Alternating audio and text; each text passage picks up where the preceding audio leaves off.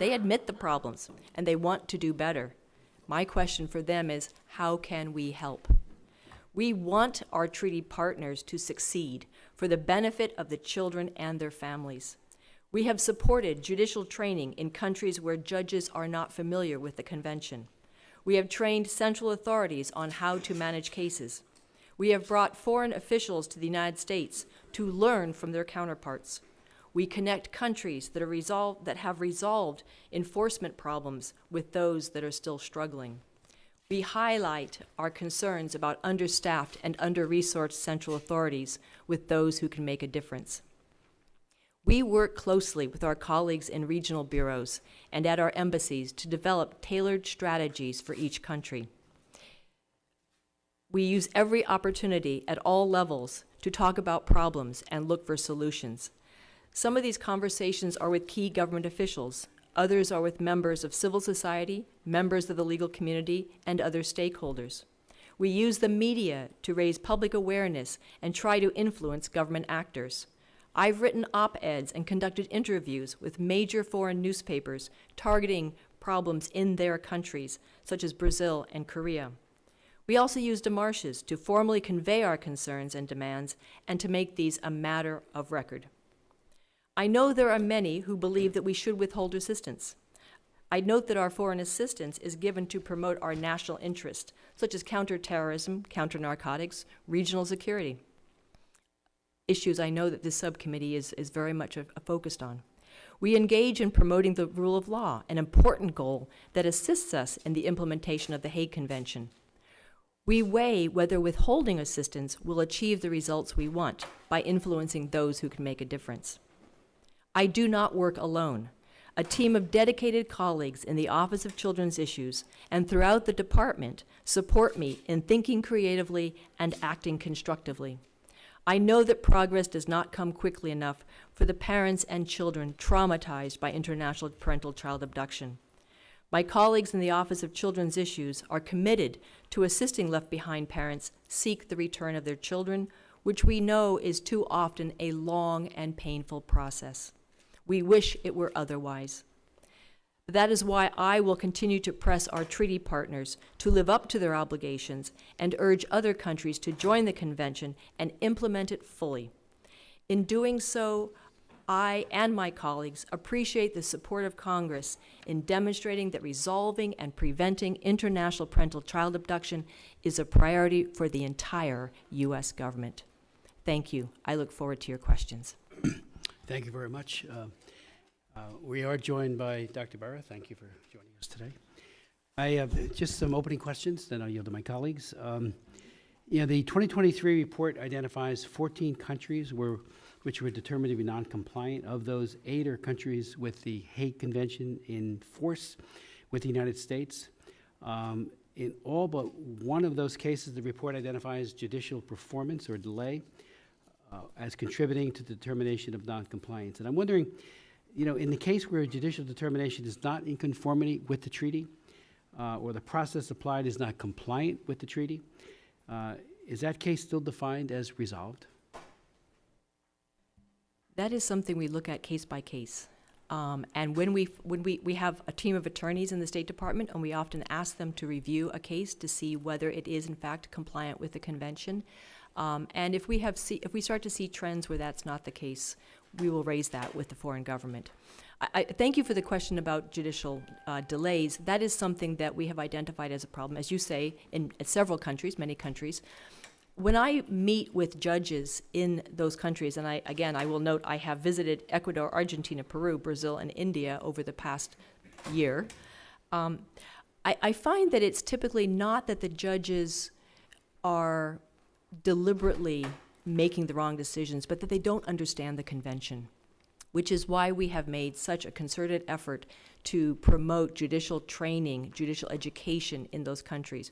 In Brazil, for example, the judges of the Supreme Court have spearheaded not just writing guidance for judges throughout Brazil, but have hosted 2 separate workshops to try to raise awareness among the judges in Brazil about how to implement the convention correctly. These are the kinds of activities that we're trying to support and promote, not just in Brazil, but in other countries as well.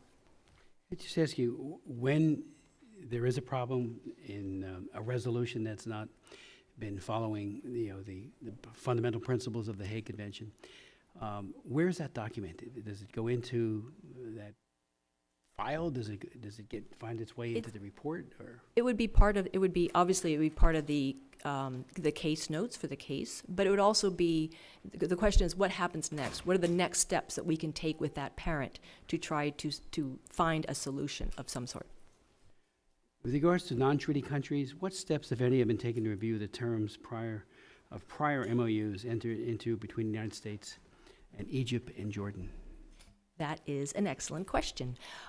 Memorandum of understandings are one way to memorialize a joint commitment to look at cases, to look at the issues, to try to find solutions, short of a binding or legal remedy, because obviously you're only using the legal remedies that are already at your disposal. They're a way to get people to the table to talk. I was actually in the Office of Children's Issues in 2004 and 5 when we entered into the MOUs with Lebanon, Egypt, and Jordan. Because they were not binding, they're only as good as the commitment of both parties. And I think we find times when, for whatever reason, sometimes governments lose track. But I can tell you, I will be going to Lebanon and Jordan early next month, and this will be a topic of discussion. But we do look at MOUs to say, is this going to get us the dialogue that we need to try to resolve cases outside of the Hague Convention? Is it going to detract from any efforts, depending on the country? Is it going to detract from ongoing efforts to get the country to move to Hague? Do we need it? Sometimes we have the understanding without the memorandum, and we have countries that we work with very collaboratively on an ongoing basis without a piece of paper. So we do weigh all of these factors when we look at each country and what might work best in that circumstance. Could you tell us how often does the interagency working group meet? And would it be possible, protocol-wise, if perhaps I and my ranking member and others were to sit in on one of those? The interagency working group meeting, which again, thank you very much for that. The Act set that up, and it's been a wonderful success. It really has strengthened our interagency working relationships with the wide range of agency partners. Before the pandemic, it was meeting biannually. With the pandemic, that has gone to an annual basis, but we're hoping to get back to the biannual pattern of meetings. That said, I think even just those biannual or even just the annual meetings really helped create the network of contacts that we need on a day-to-day basis. The next meeting is tentatively scheduled for early August. The last one was in August of 2022, and we will be hosting it. So I think we can have discussion over who comes. So thank you. I appreciate that. Thank you so much. One of the provisions we embedded into the Goldman Act was to encourage families left behind, parents, to be in touch, for you to convey to that person, or persons, if it's the whole family, that their congressmen and 2 U.S. senators might be of enormous help. That is there's nothing but value added. I don't think too many of us have messed up when it comes to these cases, but it does add a certain sense of urgency because of the power of the person, just the advocacy we bring to bear. How has that been working out? So that has become a standard practice. Thank you very much. So when the Office of Children's Issues opens a new case, when a left-behind parent contacts them and they open the case on their behalf, they also provide information on who their senators and member of Congress is, so that they can reach out to them. We really value the support that we have from members of Congress, because it does make a difference. When I travel overseas and meet with foreign governments, I can very accurately say this is an issue that is important, not just to the administration, but to the Congress as well. It's an all-of-government concern, and that is very helpful. Just let me ask you, Japan was designated as non-compliant, as you know, in the 2023 report, with reference to a number of cases, quote, voluntarily resolved. How does the report define voluntary resolution, which is consistent with the purposes of the treaty? While the report indicates that judicial authorities rendered timely decisions, it also indicates that the U.S. is not aware of a single abduction case in which a judicial order related to international child abduction needed enforcement. To your knowledge, has there been a judicial determination made pursuant to the treaty to return any abducted child to the U.S. in the last year, And can you direct me to where that information is to be found in the report? So with regards to Japan, a voluntary resolution would be where the parents actually came to some sort of a decision regarding the child, whether that access, return, or whatever the case might be, whatever the parents decide. And obviously that's something that we appreciate because it can be less traumatic for everybody. But if you yield on that one point, Yes. the undue pressure that many of these families have experienced, these left behind parents, maybe years, it's bankrupted them, perhaps, or certainly the pain and agony, they're more likely to accept terms and conditions that are less than fair. I totally agree. So if it doesn't comport with the treaty, how do we remedy that? It is totally not an ideal situation in many instances. I do agree with that. And again, voluntary it is where the parents have come to some sort of an agreement. As far as returns, you're absolutely correct that Japan acceded to the convention, and then we realized that, yes, they had acceded, but they were unable, under their own laws and processes, to enforce return orders. So judges might have been making the right decisions, but they weren't being enforced. That was something that we pressed Japan on because, again, what's the point of the convention if the orders aren't being enforced? Japan subsequently passed legislation to give teeth to their enforcement orders, and I'm pleased to say that since 2021, Japan has successfully enforced all U.S. Hague cases in which there was a return ordered. So that's a step forward. Again, it's not something, we're still watching, we're still monitoring. That's only been 2 years. And we want to see what happens, going down the road. But there is some progress there that we want to take note of. Thank you. Ranking Member Wild. Thank you, Mr. Chairman. As I was listening to you, I was reflecting back on my own legal career before I came to Congress, which spanned 30-some years. And at the very early point of my legal career, I did some domestic relations work. Thankfully, that was a relatively short period of my legal career. But there was nothing more challenging than difficult custodial arrangements, and I cannot even imagine the added piece of an international abduction and how that gets resolved. And so I commend you on the work that you've done and are continuing to do in this highly emotional space. You've been a consular officer yourself. I understand that they are extremely important in the process of ascertaining an abducted American child's welfare and whereabouts abroad. Can you discuss that a little bit so that those of us who haven't been in that role understand what the consular officer does and what kind of factors will contribute to his or her success in that role? Thank you for that question. We're always happy to talk about what we do. We conduct welfare whereabouts visits on children who have been parentally abducted at the request of their parent. And You mean this if is the parent who... the left behind parent. The left behind The parent. left behind parent. Sometimes we conduct them when we have our own individual or separate concerns about the child's welfare. We have the authority under the Vienna Convention to do that at any time if we have concerns. One of the challenges is often that is getting access to the child, and sometimes negotiating with the taking parent how and when and where we can meet the child. We emphasize that we are concerned about the child's welfare, and we also recognize that our visit with the child and our report to the left behind parent about how the child is doing, how they are faring, how they're doing in school, may be the only information that parent has or has had about their child in years. And so it's so important that we get the details accurate and that we convey to them as much as possible about the child's conditions, how they're, again, everything information we can get. So we have guidance that we provide to consular officers. We do a lot of training on this so that they understand what their role is, that they understand how to negotiate that visit to make sure that we can get to see the child. And I will note that even this week, we are running our primary training program on responding to international parental child abduction, focusing on Middle Eastern countries, or posts in the Middle East. So that's going on right now. But again, this is an important part of that because these visits are really critical in providing the left behind parent with information on their child.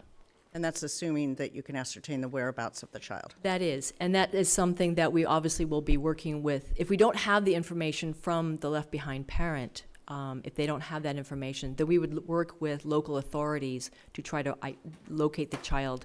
And we, again, may have to be very creative in that, sort of looking at various ways and various contacts that child might have with other people to see how can we find them, how can we find.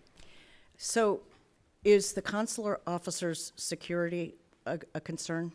Safety and security? It is, but that depends on the country, it depends on the conditions, it depends on the individual case, obviously. And that is something that a consular officer would consult with the regional security officer as to what steps might need to be taken in order to conduct that visit. We also, I think, one of the, if you will, silver linings, such as it is, of the pandemic is that even if we can't get physically to meet a child, we sometimes can meet them virtually. It doesn't entirely, compensate for the in-person, obviously, but it's sometimes better than nothing if we can't get anything else. And if you have trouble ascertaining the whereabouts of the child, are there countries that are more cooperative in assisting than others? Again, yeah. And assuming that the answer is going to be yes, can you tell us which countries are not particularly cooperative? I think where their countries are not cooperative, it's often because they also have a problem in locating children, period, which is one of the criteria we look at in the ICAPRA report. For example, countries that their law enforcement capabilities are under-resourced or untrained, or perhaps they don't see this as a higher priority as other law enforcement matters. When I was traveling in Ecuador and Peru, this is something I raised with local authorities. Not that they can't always find children, but when they have trouble, we want to make sure that they have the resources and that they understand this is important too. So I don't have the list of countries off the top of my head where this is an issue, but when it is an issue, we raise it. And are there additional tools and resources that need to be provided to consular officers in this role that they don't currently have, that are on their wish list? I'll have to that take would make that. the job easier? I'll take that back and consult Okay. with my colleagues. Please let us know. I will. If you would. I'm going to yield at this point. Mr. Chairman, I have other questions, but I'd like other members to have a chance. Dr. Barra, thank you. Great, thank you, Mr. Chairman, and again, thank you for the work that you're doing. Obviously, a very challenging situation. I'd like to address. I'm the senior Indian American member of Congress, and India hasn't acceded to the Hague Convention, and certainly want to talk about that a bit. In my pre-hearing reading. Read some of the reasons the Indians have given for not acceding to the convention, one of them being that many of the taking parents are victims of domestic violence. And India still is a place where you have a lot of arranged marriages. You have brides that will go to a foreign country, let's say the United States, where they really don't have any other support system. And work closely with South Asian, Indian American organizations trying to address domestic violence. So that's a very real concern. That said, just from your perspective, working with India, so I can see the scenario where a mother flees with their child back to where their parents are in India. That said, how do we address that issue of domestic violence, but also reuniting family? And that obviously is a tough situation. Well, thank you for that question, and thank you for your interest in India, because again, that is one of my high priorities, is working with India and the Indian government to resolve some of the really heart-wrenching cases that involve both mothers and fathers as left-behind parents. I think that's something that we constantly remind the Indian government of. It's not all women taking their children to India, it's also men. Domestic violence in any case is a complicating factor, but my point, as I've raised with my interlocutors in New Delhi and here in Washington when we've met for our bilateral, annual bilateral dialogue with the Indian government, is that if a woman, let's say, is the victim of domestic violence here in the United States, she needs to avail herself of the protection and resources that are available in the United States. We have federal, state, and local programs to protect and support victims of domestic violence, that feeling that they have no option but to take their child to India or to whatever country is not the option. It should not be the option. And so we are actually talking about active outreach to the Indian American community about this issue. Because if we can prevent these abductions, we're so many steps ahead. But working with the Indian government is definitely very, very high on my radar screen. I've made it a career goal. Certainly let us know, or let my office know how we can be helpful amplifying this issue within the diaspora here in the United States, because it is a very real issue. We will definitely be talking to you. Great, thank you. Are there specific things that we should raise with the Indian government to address this issue? Because that would be helpful.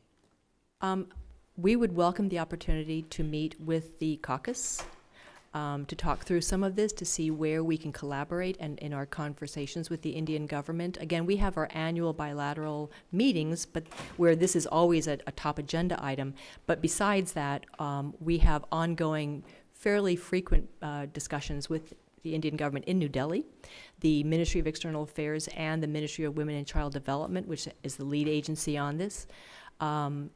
And most recently, our embassy in New Delhi hosted a judicial seminar on international parental child abduction and other children's issues, which brought together over 400 members of the legal community and civil society. So we want to raise awareness within India about the problems and really set the record straight on what's happening and the trauma that this causes. So we'd love to come to you to talk about how to amplify that message. Great, certainly, and I look forward to working with you and doing what we can to kind of amplify that both here within the diaspora, but also within India. Thank you, and I'll yield back, Mr. Chairman. Thank you very much, Dr. Barra. I'd like to now yield to Dr. McCormick. Thank you. Thanks for taking time out of your busy schedule to be with us here today. As a youth minister for 20 years and as a father of 7, this is a very near and dear subject to my heart. As a guy who's seen people been brought into the ER after being trafficked, it's even more sobering to me. I'm always worried that we get it wrong in the government, though, that we're not doing things that are effective. We're just doing things that end up being messaging pieces because we care. Sometimes churches do the same thing, right, where we donate a bunch of money and then we say, look, we helped, and somebody bought a Ferrari and nobody actually got any downwind consequence from what we sacrificed for. In your opinion, since you're the expert, that's why you're here, what do you think we have done right, and what have we done wrong or we could do better into the future as we're trying to solve this very complex issue, which when you're dealing with foreign countries, as anybody who's been overseas multiple times would know, in the military, even when you have force, it's hard to get things done. And I got a friend of mine who's a merc who does child retrieval overseas of child trafficked people, over 100 women so far. And it is a complex business.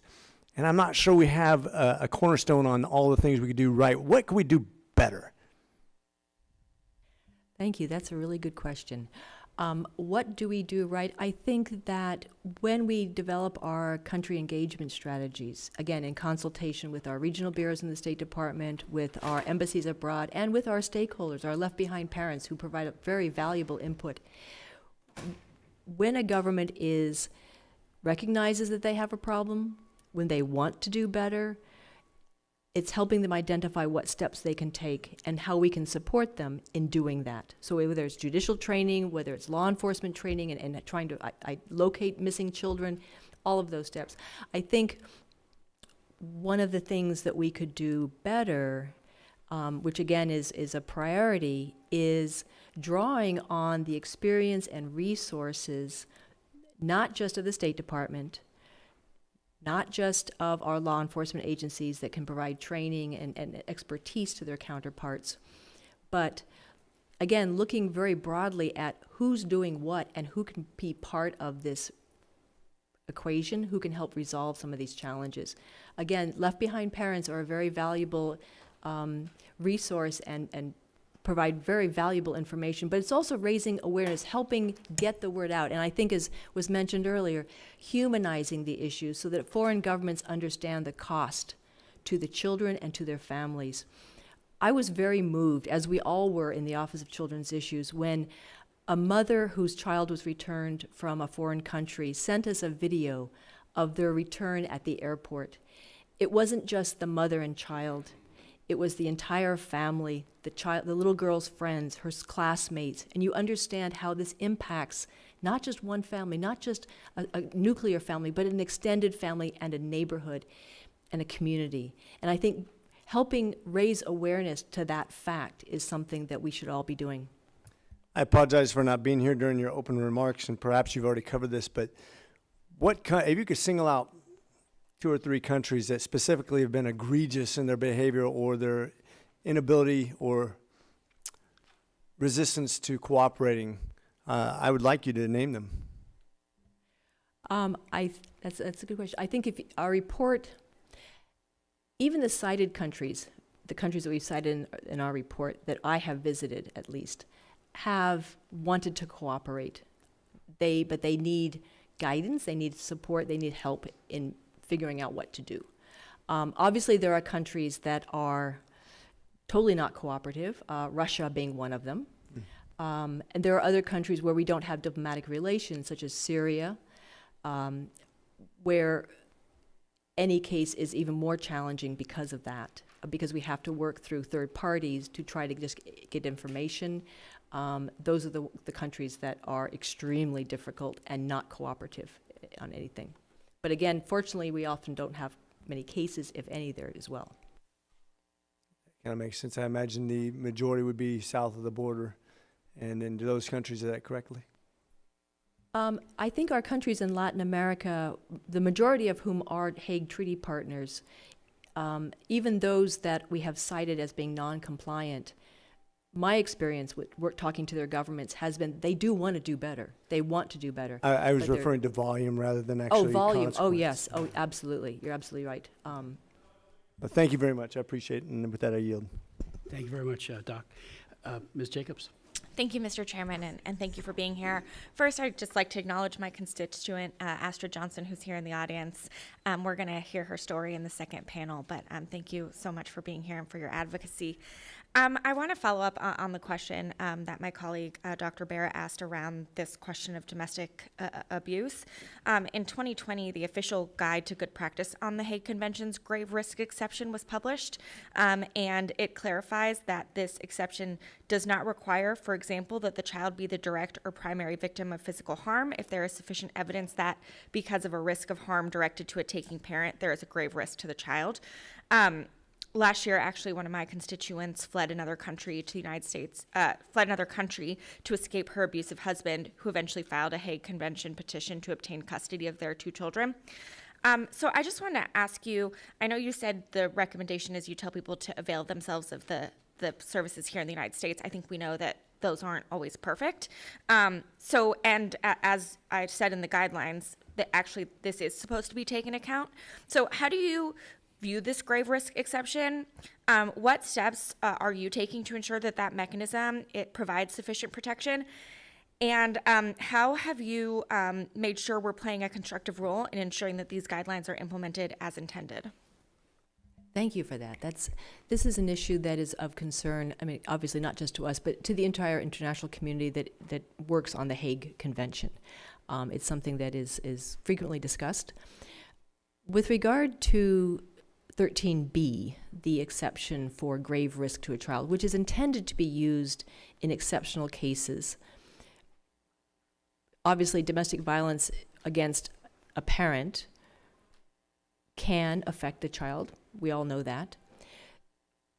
The convention talks about returning the child to their habitual residence, not necessarily to the care of the other parent. although often that parent does have a custodial rights, usually does, always does.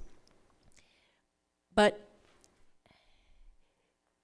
one of the trends that has become incredibly important in these cases, especially when there's concerns about domestic violence, is direct judicial communication. When I worked in the Office of Children's Issues previously, this was a foreign concept in many countries. In fact, in many civil law countries, judges were prohibited from speaking to other judges about a case.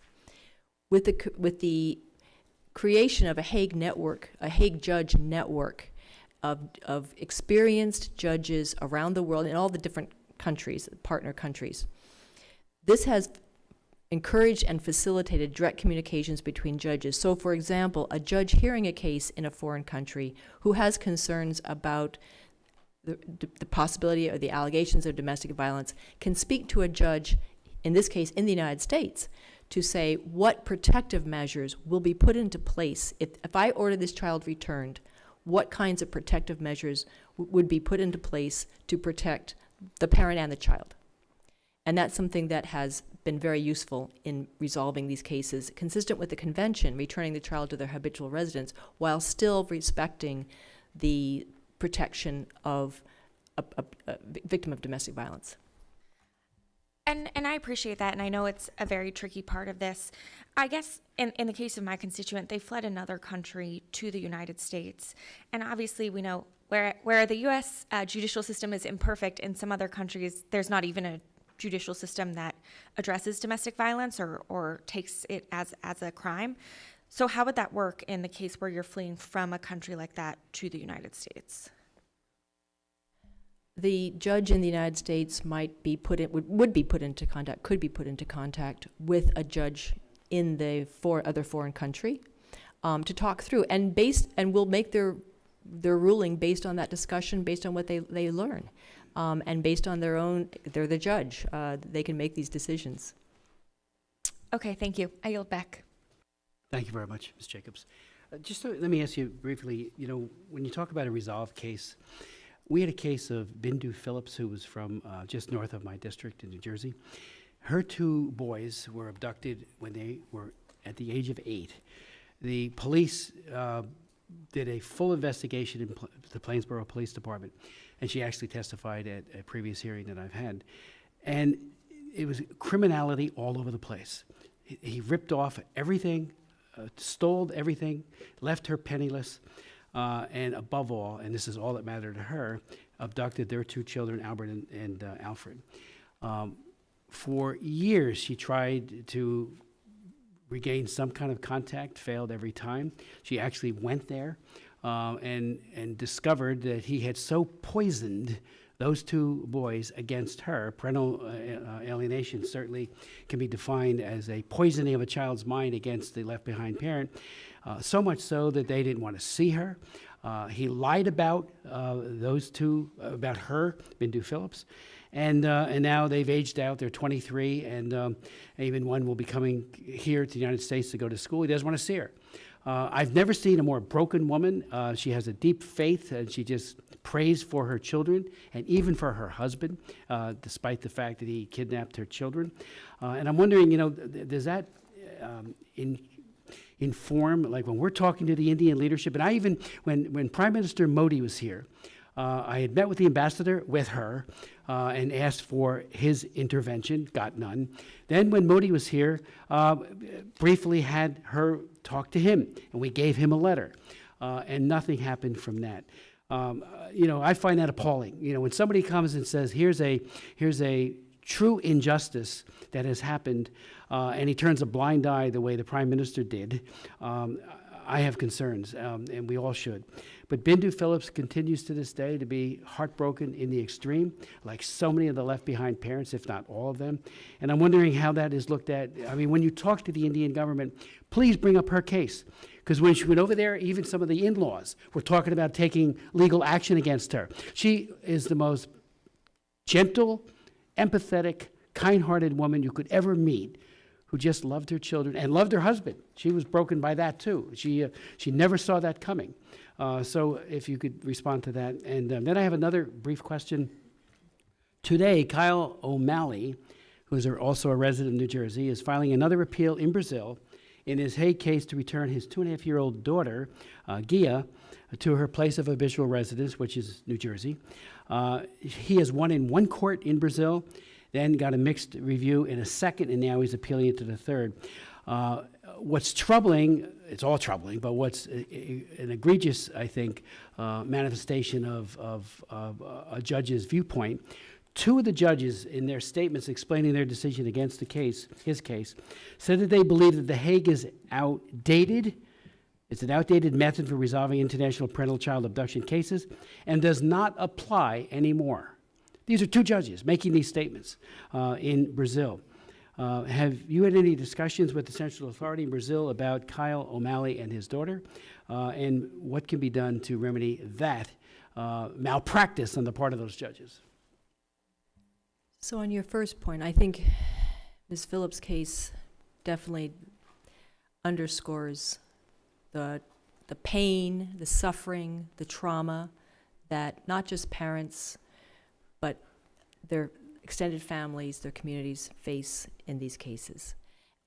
When I have before I meet with foreign government officials, I very often, with support from my colleagues in the Office of Children's Issues, meet with some of the left behind parents and then raise the cases with the government as examples of the problems that not just one or two parents are facing, but any parent who has a child taken to that country has experienced. Because I think it's so important that my government interlocutors in foreign countries understand the human cost, the human suffering that is incurred by these cases. So that is something that I try to do on a routine basis. And yes, I raise any case that demonstrates the systemic problems in a country, because I think that's important, to put a human face on it.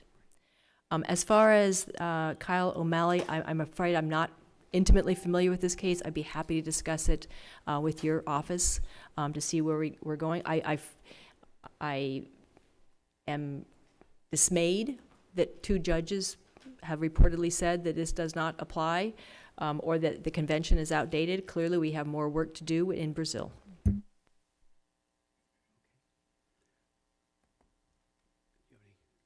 Just one follow-up.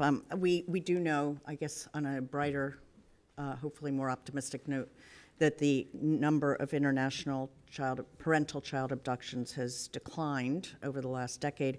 I just want to ask you about the Children's Passport Issuance Alert Program, and whether that has been something that has markedly contributed to the prevention of abductions.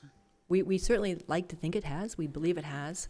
The Children's Passport Issuance Alert Program is one way that a parent can flag their child's name in our system, so that if anyone, the other parent or somebody else, applies for a passport, it puts a hold on that processing, that application, so that we can look at who has legitimate rights to apply for that child's passport. It doesn't necessarily prevent the issuance of a passport, but it puts a hold on it so we can examine the custody orders, who has the legitimate permission to apply for that child's passport. And if the applying passport doesn't have it, then obviously the passport, because of our two-parent signature requirement, it plays into that. That if one parent has not given their consent and doesn't plan to, then that passport will not be issued. Assuming the child has a passport, will that flag that a parent might put on to the system be in operation when the other parent tries to remove the child from the country? No, because if the passport has already been issued, it will not stop the child from departing, which is why we very much appreciate the Goldman Act's creation of the Prevent Abduction program. This is where we can stop abductions from happening. A parent can enter their custody order with us. We share that with Customs and Border Protection. The child's information goes into the database, and they can then be stopped at the airport if they're trying to leave through an airport port of entry.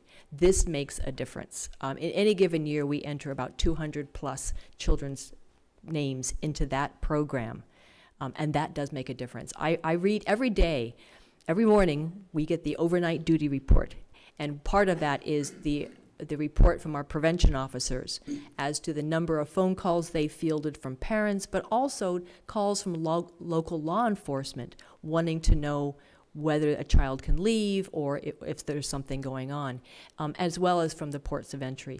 We have 2 officers who sit out at the National Targeting Center and work side by side with Customs and Border Protection to try to make those, to stop those abductions from happening in the first place. Are there behaviors that the officers are taught to look for in case there isn't a custody order that's been put on file?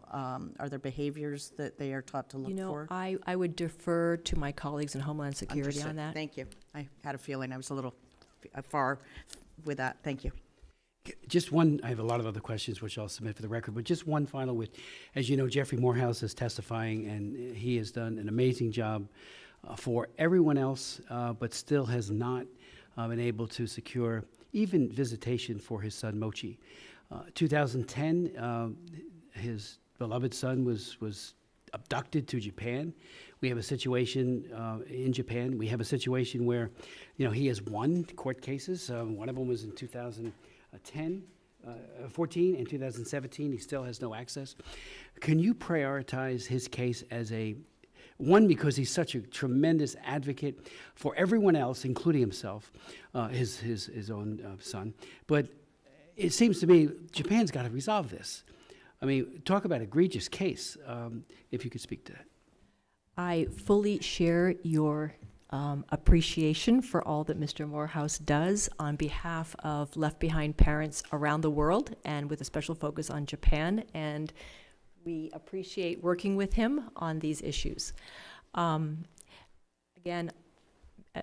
one of the things that we do when a child who has been abducted to Japan becomes an adult, reaches age 18 or older, at age 18, we seek to contact them, to send them a letter to let them know that they are now an adult U.S. citizen with the benefits of being a citizen, and we also try to put them in touch with their left behind parent so that we offer to facilitate that communication. In some instances, it's very difficult to locate the individual. We do our best efforts to send those messages as many places as possible in hopes of reaching them. But ultimately, once the person, as you mentioned, parental alienation and the fact that often these children have had no contact with their left behind parent for so many years.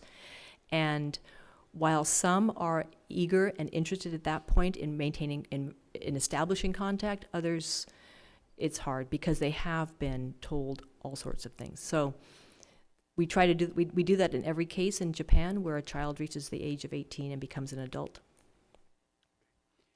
But thank you. If you could really prioritize this case, because how many times have you testified, even here, Jeffrey? He's been at the United Nations. He's been all over the world, and has met with Japanese interlocutors as well.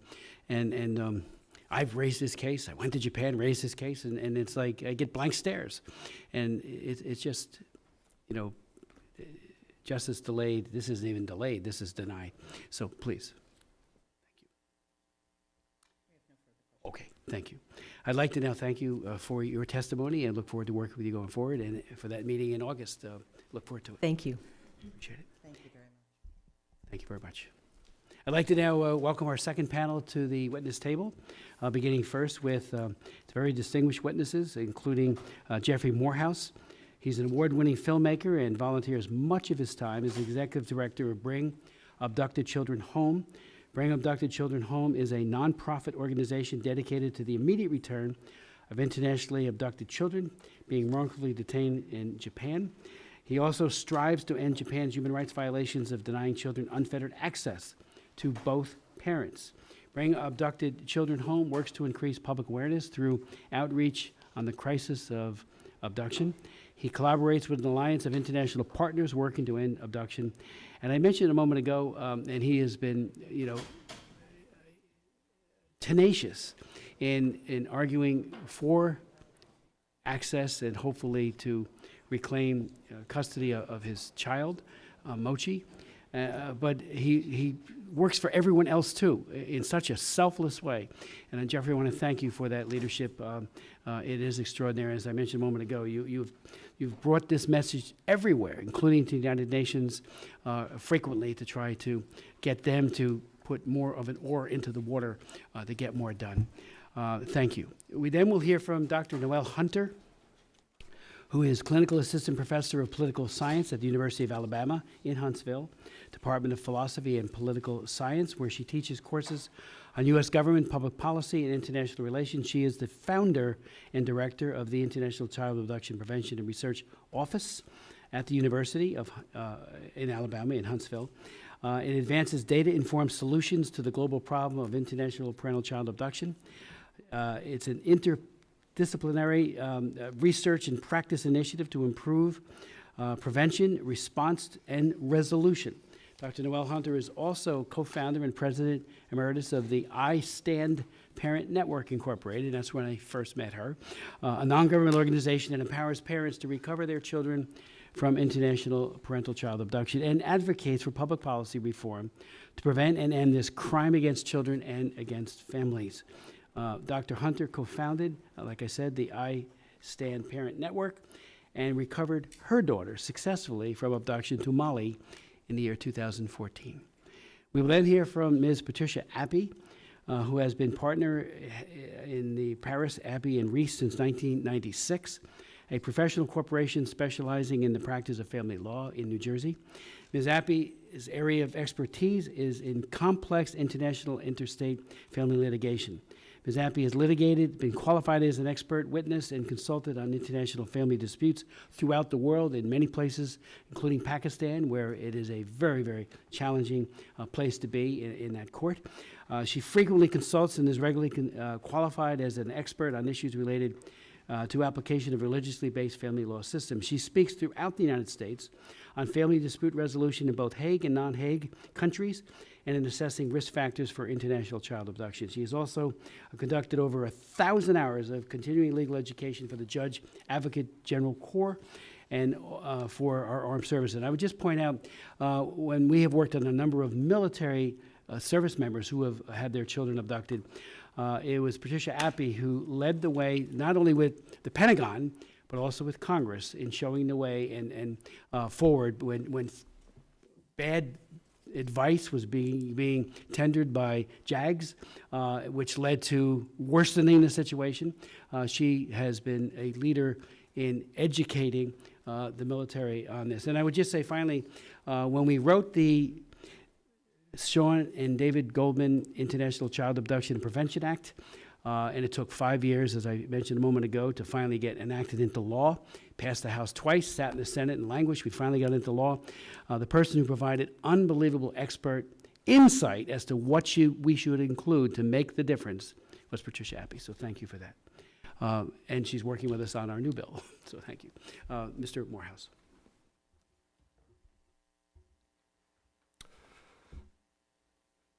Thank you, Chairman Smith, Ranking Member Wild, and the committee for inviting me here today to share my personal experience and my expertise on the ongoing crisis and crime of international parental child abduction.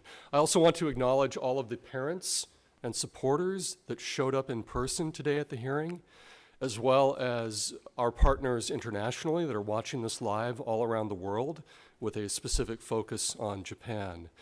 Bring Abducted Children Home is a nonprofit organization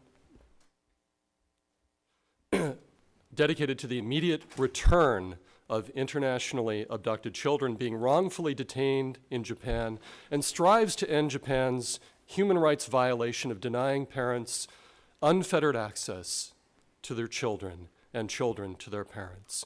We also work with other organizations on the larger goal of resolving international parental child abduction worldwide. I'm a founding partner in the Coalition to End International Parental Child Abduction, along with Dr. Noelle Hunter and other partners, including one that's here in the room today, uniting organizations to work passionately to end international parental kidnapping of children through advocacy and public policy reform. Internationally, I collaborate with an alliance of representatives and organizations in Australia, Canada, France, Germany, Italy, Japan, the United Kingdom, and the United States, working together to end parental child abduction to and within Japan. According to the U.S. government, there have been more than 500 U.S. children kidnapped to Japan since 1994. Japan is internationally known as a black hole for child abduction. A signatory to the Hague Abduction Convention since 2014, Japan betrays its obligation to return victims and guarantee rights of access. As a senior Embassy of Japan official informed me in a May 2018 meeting, they leave it up to the kidnapping parent. It's estimated that 150,000 children per year and 3 million over 20 years are victims of loss of access to a parent in Japan. This would include American parents living there who continue to be robbed of parental rights by Japan's single custody laws. The UN Convention on the Rights of the Child states children have the right to maintain a relationship and direct and regular contact with both parents. Japan fails to honor this, and they are a signatory of this convention. Last year on October 13th, I briefed the UN Human Rights Committee in Geneva, highlighting key points from our multinational, multi-NGO report, emphasizing the traumatic impact on abducted children and parents, and called on the committee to end the ongoing suffering, hold the government of Japan accountable. In their concluding observations, the committee, they wrote, "The committee is concerned by reports received regarding frequent cases of parental child abduction, domestic and international, and a lack of adequate response by the state party, Japan." The Goldman Act was signed into law 9 years ago in August 2014. Since then, there have been at least 10 hearings, and I think I've attended all of them, to get the State Department on board with holding foreign governments accountable and increasing reunifications and returns. They've demonstrated through 3 administrations little true commitment to do this. 23-year-old General Accounting Office reports on international parental child abduction shockingly illustrate the same entrenched resistance. On December 2nd, 2009, former Assistant Secretary Bernard Aronson testified to the Tom Lantos Human Rights Commission hearing. Chairman Smith, I think, was chairman at that point, too, in that hearing. And he said, and I'm going to quote his exact words, "The current system to secure the return of these abducted American children does not work and will not work unless it's changed profoundly. I don't doubt the sincerity or the dedication of the professionals at the State Department who have led in the responsibility for this problem, but they do not have the tools or the power to do their job effectively. And unless Congress gives them the power and tools, we will be back here in 5 years or 10 years with another set of hearing and another group of parents with broken hearts and devastated dreams, and we'll be making the same statements that we are making here today," end quote. Congress provided these tools in 2014. They were not used as intended. Now is the time to enhance them and be prescriptive with how they are used. Empower the Office of Children's Issues to be more effective in addressing international parental child abduction. Establish a presidentially appointed, Senate-confirmed ambassador at large to monitor and combat child abductions, who reports directly to the Secretary of State. Standardize the process of making welfare and whereabouts visits requests so the process continues automatically and persistently every 3 months after the initial request until the non-abducting parent requests in writing for it to stop. Require the Office of Children's Issues to work in close liaison with the Department of Justice to enhance a whole of government response instead of agencies and departments cocooned in silos. Expand the annual reporting on international parental child abduction to include a full accounting for all kidnapped children, not just open cases. This is vital. As noted in their annual report, the Department of State considers a case resolved and, quote, closed for the following reasons. A judicial or administrative authority has complied with the convention and determined not to return the child under the provisions of the convention. And I'll just comment on that. It's interpretive. The Hague Convention is an interpretive agreement. There's no international body that punishes countries for failing to uphold the basic terms and agreements of the Hague Abduction Convention. So it's interpretive when these foreign countries create these judicial rulings to not return kidnapped U.S. children. Second reason they close these cases and consider them resolved. Parents reach a voluntary arrangement for the child to remain. As the chairman mentioned, there's considerable pressure on parents with these cases as they go on. So we don't know if this is a pure reason that the case is resolved and closed, but it's closed in the report. We need to understand why these cases are closed. It will illuminate and illustrate real patterns with countries. The third reason they'll close cases, the left behind parent withdrew the application or request. Now, there may be legitimate reasons for that. There can also be a lot of pressure. I know cases in Japan where there's intense pressure for parents to withdraw their application. And they're dangled with a carrot, baited that they'll get some sort of judicial process that turns out to be not enforceable. And this is common in other countries as well. But we need to know why these cases are being closed. 4, the left behind parent could not be located by Children's Issues for more than a year. This one's always been puzzling to me. Now, I know a lot of parents. I've been doing this for, unfortunately, 13 years. And I know Dr. Hunter knows a lot of parents too.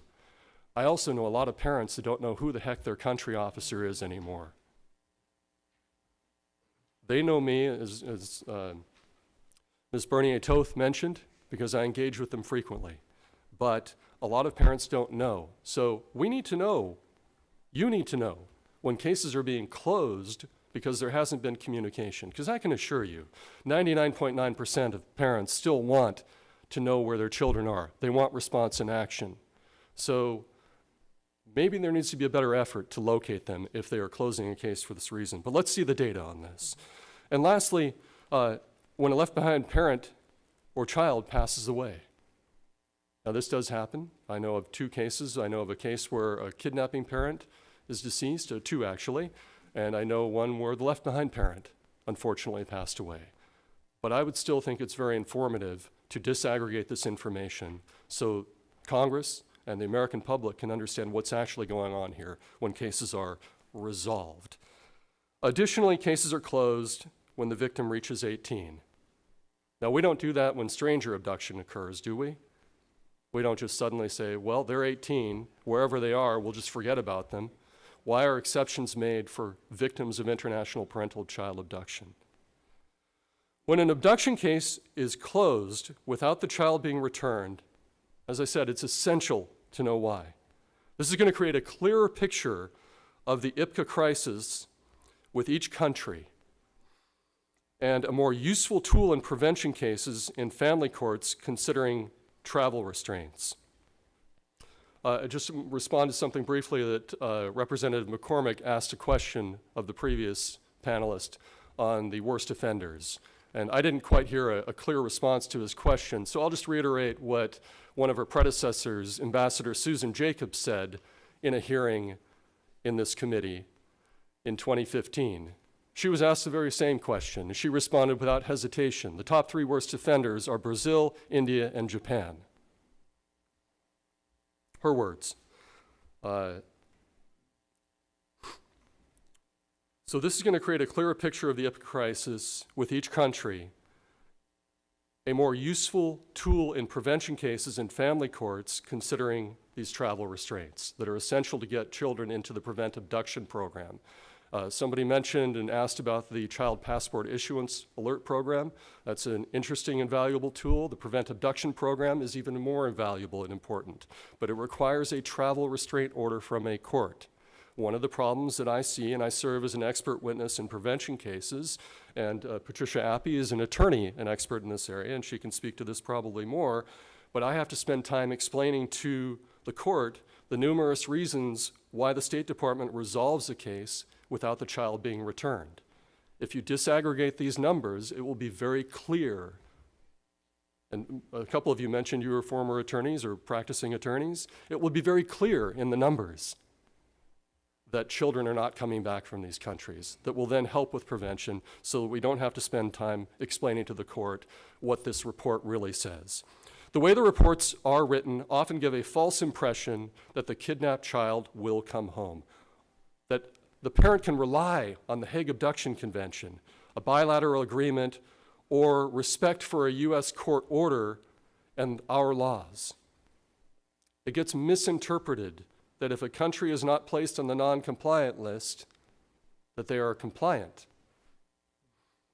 A tiered report with disaggregated data modeled after the Trafficking in Persons report, or TIP report, will help address prevention concerns, and if used with correct intent, may provide incentives for foreign countries to make changes. Certainly the State Department wants to prevent future abductions, so they ought to be more than willing to provide this information. We worked extensively to try and get them to release data, and a couple of years ago they did publish the number of cases outgoing from the US and the number returned by year. But they were unwilling to disaggregate the data that we are asking for now. So we know that's coming. You mentioned pending legislation, and appreciate that. So the next point I want to get across is, require the State Department to use multiple tools that are already in the Goldman Act. Hearing after hearing, this has been addressed both in the Senate and the House in 2018 in particular, and they've declined again. They are entrenched in using démarches for countries who fail to repatriate and reunite us with our children. State views démarches as important and meaningful when year after year they fail to move beyond them and foreign countries still don't improve. But clearly, démarches alone are about as valuable as junk mail. Let's move beyond them and use substantive tools. In the Senate's annual resolution countering International Parental Child Abduction Month, they again noted the Supreme Court of the United States has recognized that family abduction is a form of child abuse with potentially devastating consequences for a child, which may include negative impacts on the physical and mental and well-being of the child, and may cause the child to experience a loss of community and stability, leading to loneliness, anger, and fear of abandonment. Our cases are not custody disputes. The impact from this crime on the victims is lifelong. In last week's article in The Age by journalist Eric Bagshaw, who's written multiple times on this issue, Susumi Wataya bravely shared his experience. He says he was beaten when he asked about his father. Then his last name was secretly changed, cutting him off from all future contact. I lost my identity, he said. The pain that this Japanese system causes children is beyond description.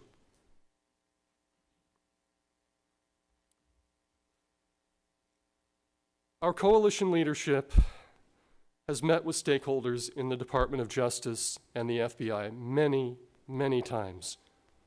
One consistent point that we all agree on is the sentencing guideline under 18 U.S.C. 1204, the International Parental Kidnapping Crime Act, should be higher in order for this crime to be taken more seriously.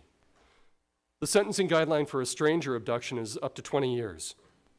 It's a moderate and reasonable change to increase it under this statute from 3 to 10 years for, and this is quoting from the statute, whoever removes a child from the United States or attempts to do so, or retains a child who has been in the United States, outside of the United States, with the intent to obstruct the lawful exercise of parental rights. Currently, the criminal statute excludes 16 and 17-year-olds. In contrast, most states set the age of majority at 18. It's moderate and reasonable to amend this to define a child as a person who has not yet attained the age of 18. Existing federal law and the Department of Justice guidelines for missing persons to be entered and maintained into the National Crime Information Center, or NCIC, database are routinely disregarded by local, state, and federal law enforcement.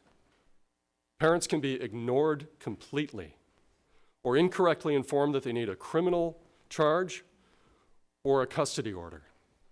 If they're lucky enough to get a response that leads to an entry into the NCIC, an officer or an agent in the future who inherits the case might decide just to remove it without the child ever being located. The National Center for Missing and Exploited Children has acknowledged this, that cases are routinely removed without the missing persons being located. And talking to our friends from the State Department before the hearing, they also said, yes, they see the same thing. Now, starting with this past summer, I spent 10 months going back and forth with a detective in the Seattle area who inherited my case, who decided that my son was no longer missing when he turned 18. He somehow magically had free will, even though he had spent the past 13 years being kidnapped. So he removed him from this database. This meant that NCMEC, the National Center for Missing and Exploited Children, also had to remove his missing persons poster, taking away a valuable, valuable tool to try and locate my son and reunite. I shared with this detective the requirements under federal law and Department of Justice guidelines. One of NCMEC's attorneys spoke with the officer to offer technical guidance. I engaged an FBI agent at the Violent Crimes Against Children unit, who I know, and a staff member at the Amber Alert Training and Technical Assistance Program for their views. We all agreed. We're all on the same page. This is what should have been done, but not this detective. How many times has this been repeated across America where parents of internationally kidnapped children are not receiving this bare minimum required under federal law assistance?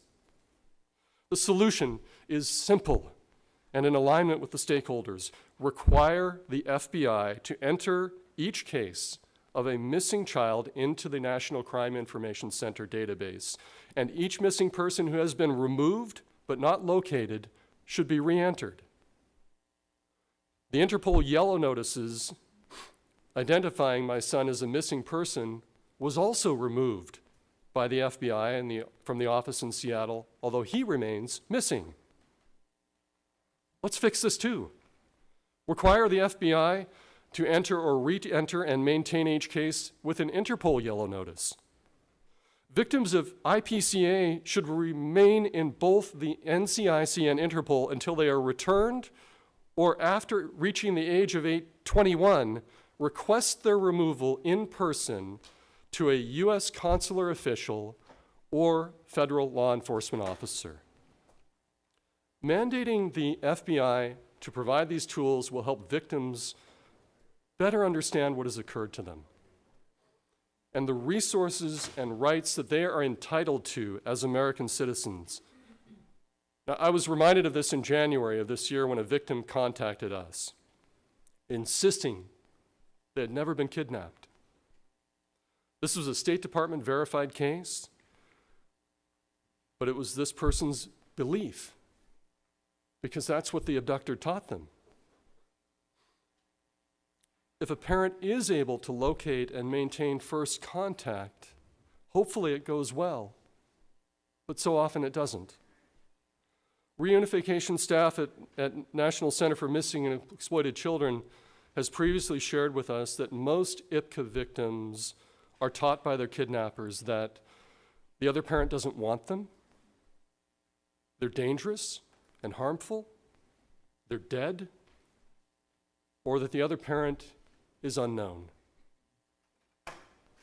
Maintaining the NCIC entry and Interpol yellow notices will be useful tools in aiding authorities to support parents in locating and reuniting with their missing children. Do we want to be back here in a year? In 5 years? In 10? Discussing what needs to be done? We know what needs to be done. Amend these laws. Let's do this.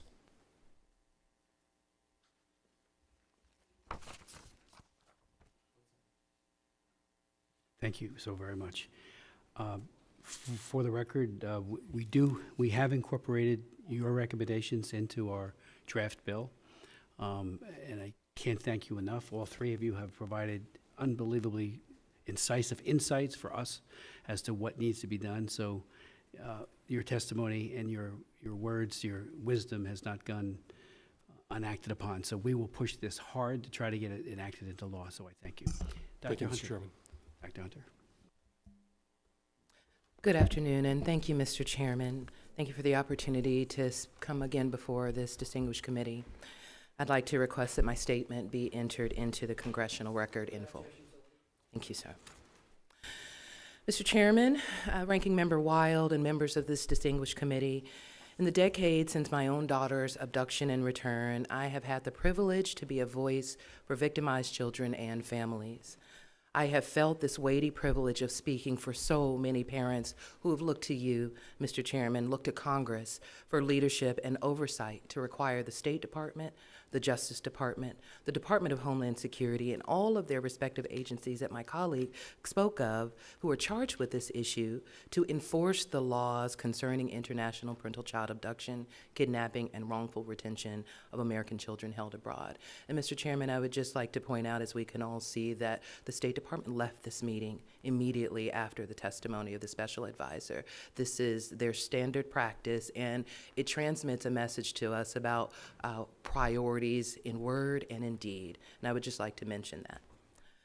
I am the director of the International Parental Child Abduction Research and Prevention Office at the University of Alabama in Huntsville. And Mr. Chairman, if I can just say, the title of that office is a direct acclamation to you and to the work that you've done on this issue. We thought very carefully about what we would call this office, and it's not coincidental that ICAPRO, the name of this office, is a reflection of ICAPRA, the Goldman Act that you wrote, authored, and shepherded to passage and are still seeking the robust implementation of. And so I honor you, sir. I thank you so much for that. And I want you to know that as I've been working on this issue now for 10 years, while my daughter was abducted and came home and has come home, you have been a beacon for us. And at the times when I was tempted to just go on about our lives because my daughter is home, it was your work, my dear colleague and friend Jeffrey's work, and importantly, these children that kept me going. And I would like to say that there are 2 returned children in the office, are in this chamber today. I see Miyu and Amani in the back, my dear girls who will be joining us for a survivor camp that my organization hosts, because once the children do come home, they still need help. They still need resources. And so it is in that sense and in that vein that I also represent I Stand Parent Network. I stand and empowers parents to return their children from international parental abduction and advocates for legal and public policy reform to prevent and end this awful crime against children and families. And one more thing about ICAPRO before I move into my formal remarks. This is the first university-based enterprise to drive research and data-driven solutions to the problem of international parental-child abduction. There's not another entity like this that exists, and we look forward to working with Congress to provide different perspective, research, and data-driven information that can help ameliorate this problem. I am a survivor, sir, and like my brave and beautiful daughter, Muna, who on Christmas Day of 2011 was kidnapped by her father from Morehead, Kentucky to Mali, West Africa, when she was only 4 years old. Now, despite some initial delays, Mr. Chairman, I soon had a court order for her return, cases with the FBI, the Department of State's Office of Children's Issues, the National Center for Missing and Exploited Children, and local and state cooperation as well. In the Office of Children's Issues, I had frequent communications with my country officer. I had a great country officer, and a working relationship with the embassy personnel in Bamako. This is very rare, but it ought not be. This ought to be standard practice, and I appreciated the question earlier about what can be, by the ranking member, what can be done to empower consulars and embassies abroad. There is so much more that can be done there. I do work closely with members of Congress in my own case I did work closely with members of Congress in my own case, Senator Rand Paul, and especially my beloved Senator, Minority Leader Mitch McConnell, and your colleague, Representative Hal Rogers. The latter two stood shoulder to shoulder with me in a creative pressure campaign for nearly 3 years. Both directly engaged with the State Department, the FBI, and even high-ranking officials in the Mali government. It was very clear, Mr. Chairman, to people on 2 continents that this Kentucky delegation was serious about its constituents' well-being and her need to be home. I was reunited with my daughter on July 11, 2014, in which can only be described as a whole-of-government approach, which is why she's currently home, and this week she's completing her last week of high school freshman year. Every entity that could be mobilized for my daughter was, and we work cooperatively. Why can't that be the case for other children, sir? Our government has the resources, it has the capacity. What we have to overcome is the bureaucratic discretion and a differential prioritization of resources. What could possibly be more important than America's stolen children? Unfortunately, my family's experience is rare, and it should not be. This nation, as I indicated, has systems, structures, resources, and international standing to repatriate U.S. children and to hold nations accountable until they comply in releasing America's stolen children. Now, I've recently come to know my fellow parent, John Sitchie. John's 2 children were abducted from San Francisco to South Korea in 2019 and have yet to be returned to California. They were both toddlers at the time of the abduction. His son wasn't quite 3 years old, and his daughter had just turned 1. Babies.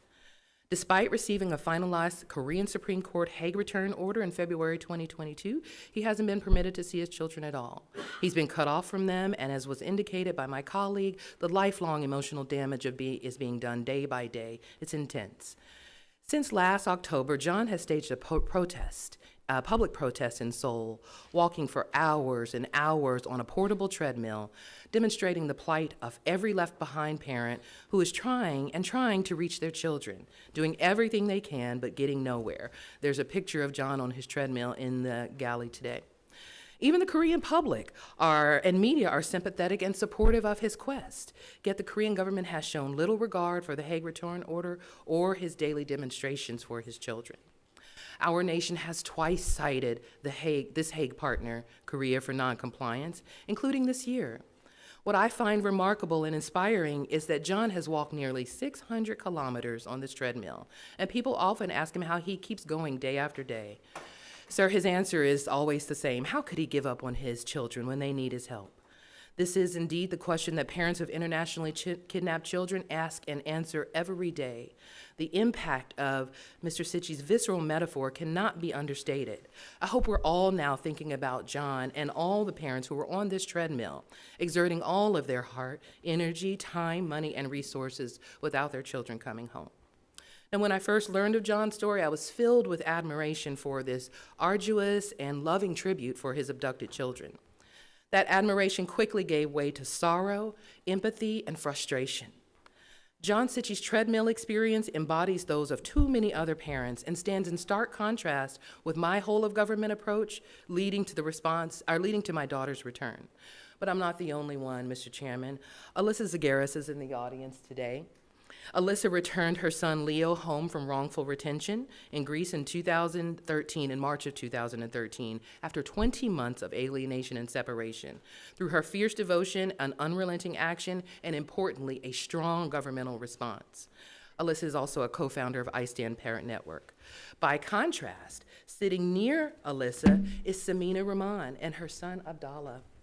Mr. Chairman, this is a special day in this chamber because this is the first time that Alyssa and Jeffrey and I and longtime advocates have met Abdallah. You see, Samina was on this treadmill for 9.5 years. She's been with iStand since the beginning. From April 2013 to December 2023, she was on the treadmill while the United States and India traded hollow niceties about resolving abductions. Over nearly a decade, she watched India get pass after pass, démarche after hollow démarche, and watched that nation race to the unfettered race to the top 5 rankings for destination countries of abduction.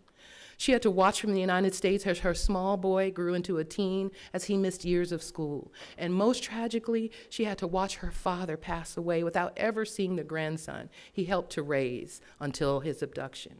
In the end, as was mentioned earlier, Abdallah is home through a voluntary return, not through the hundreds of thousands of dollars this mother has expended in U.S. and Indian courts, not through the scam with she and other parents, including another one in this courtroom, the scam that bilked her out of precious resources by someone who knew exactly how to exploit these loopholes in U.S. government.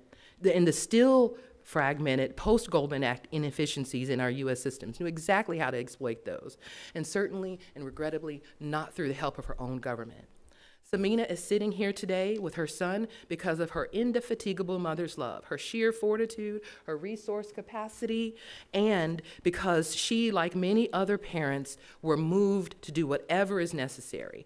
How many other children yearn to be with their parent, but whose parents don't have similar means, support, or the wherewithal to sustain their case through costly engagements with 2 or more governments, language barriers, and fragmented or non-existent governmental responses. Mr. Chairman, before I offer recommendations for improving federal performance to aid victimized American children and their families, there's one more experience of a parent that I'd like to relate. Astrid Johnson is sitting with me today. She is here in the audience, and she's on the treadmill. She's on the proverbial treadmill. In August 2021, Astrid's missing angels, Charlotte and Georgia, were abducted to and remain in Dubai by their father, who's, by the way, who is not a resident of Dubai. He is Australian, and used that opportunity to take them to a country where he believed that he could abscond and retain these children unlawfully from their mother. Astrid has done everything that she can, expending her resources, obtaining an international kidnapping warrant, achieving favorable rulings in Dubai. The Dubai courts rejected the father's unfounded custody petitions and further ruled that it had no jurisdiction in the case. It's my understanding that federal marshals are standing by, ready to travel and execute that warrant.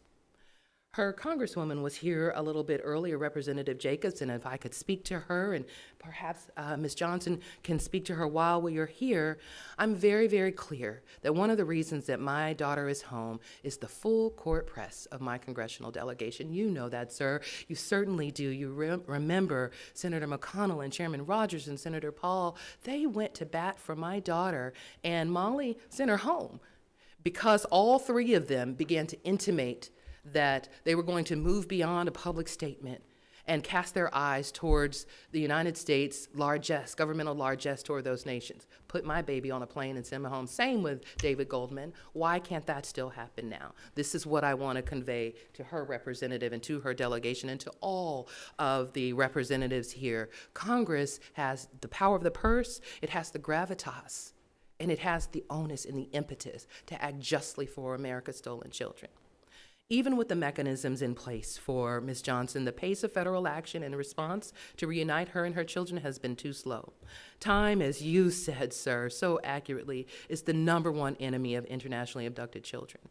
And as her case indicates, inaction or slow action by the very entities charged with assisting this vulnerable population is enemy #2. And I discovered this morning at 3 a.m., Mr. Chairman, I discovered I'm on the treadmill with Astrid. At 3 a.m. this morning, we had a call with the court in Abu Dhabi. Now, I mentioned Dubai earlier because that's where the father attempted to unlawfully exert a false custody position. When Dubai turned him down, he forum shopped and went right down to Abu Dhabi. We're on the phone at 3 a.m. on the treadmill for her to have to continue to spend her money and her resources to accomplish something that should have already been settled and should already have been home. I don't mind being on the treadmill with you, but we need to get off. And the way that we're going to get off is for our government to hold nations accountable through the State Department, and that means holding the State Department accountable. It's time for resolute action by our government to bring these children home.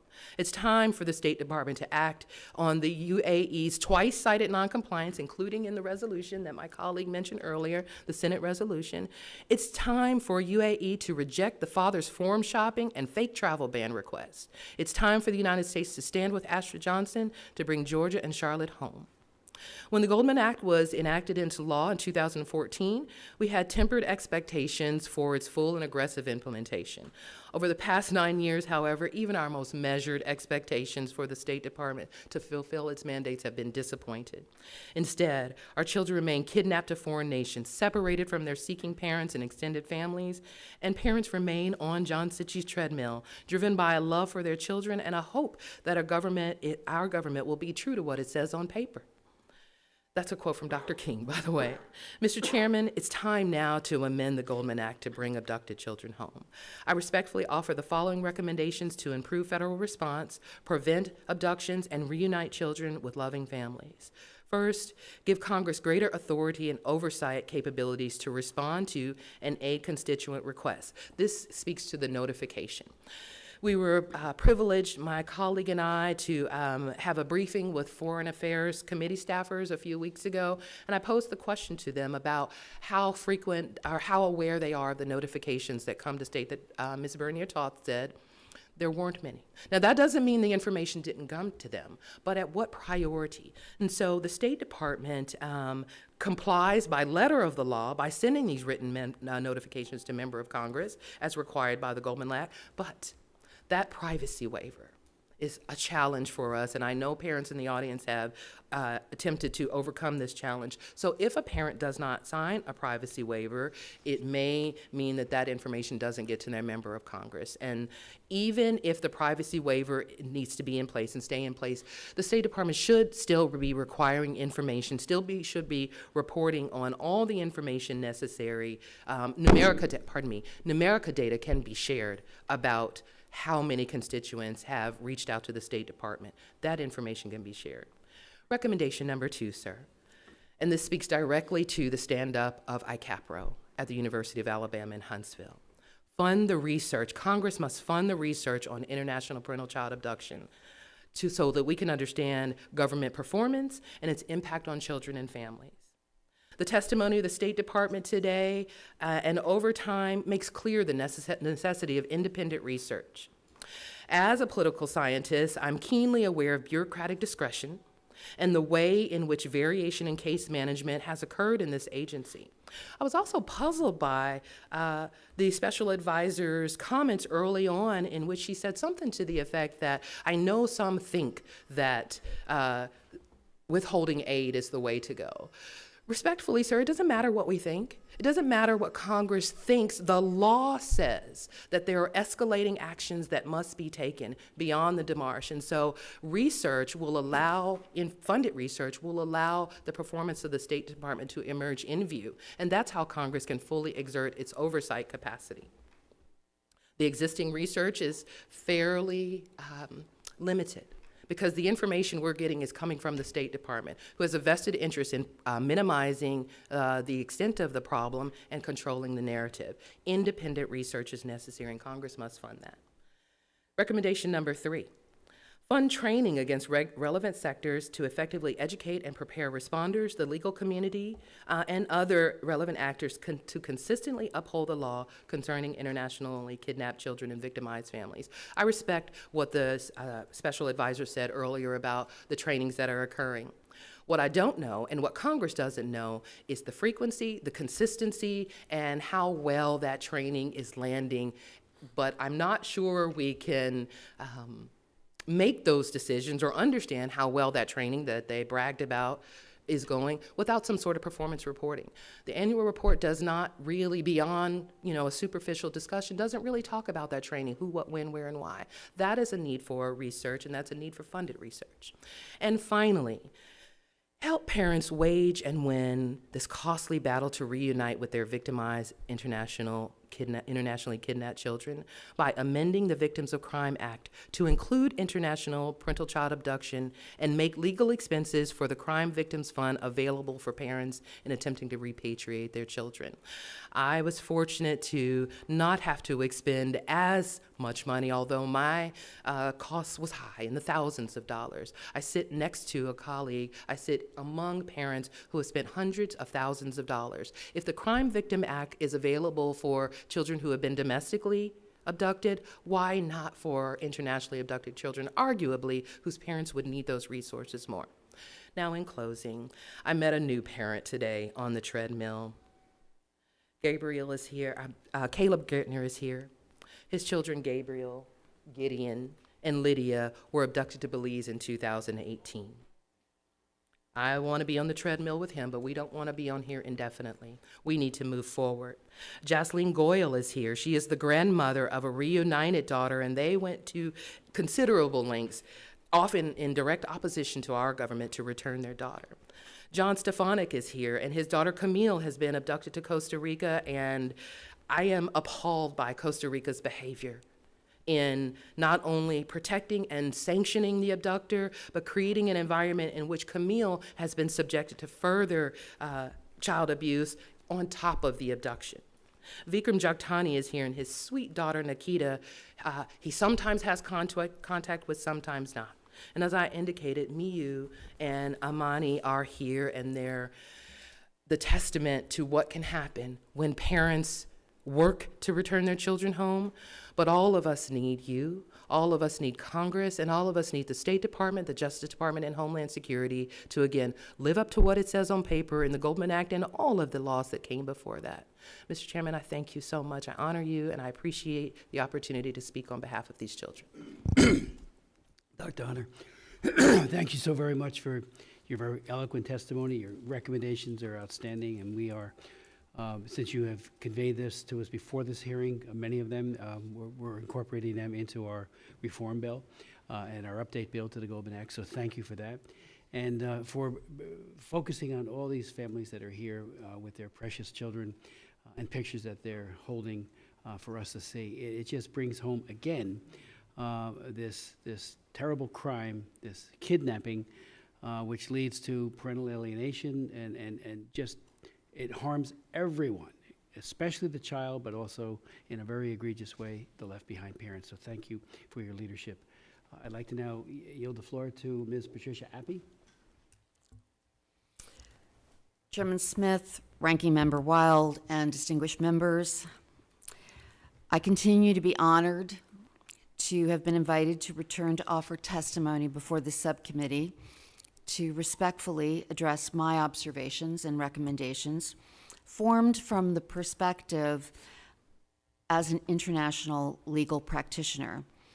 I'm testifying in support of enhancing the protections provided against the scourge of international child abduction and in providing assistance in the prompt repatriation of children and the restoration of families devastated by parental abduction.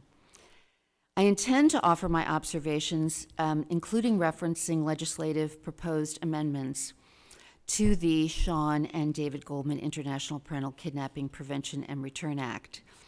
I am stunned at the length of time it has been since we have reviewed and evaluated whether or not there need to be revisions that reflect the world that we are in now and the circumstances that we have seen historically in the work of our government in addressing these issues.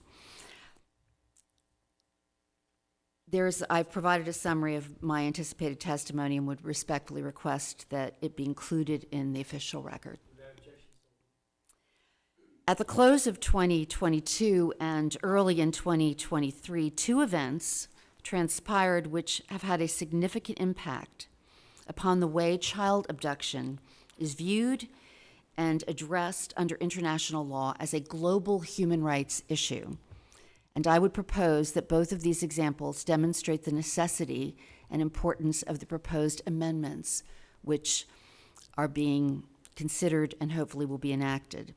On March 17th, 2023, the International Criminal Court issued arrest warrants against the President of the Russian Federation, Vladimir Putin, and the Presidential Commissioner for Children's Rights, Maria Lvova-Belova, for the war crime of the wrongful deportation of children from occupied areas of Ukraine to the Russian Federation.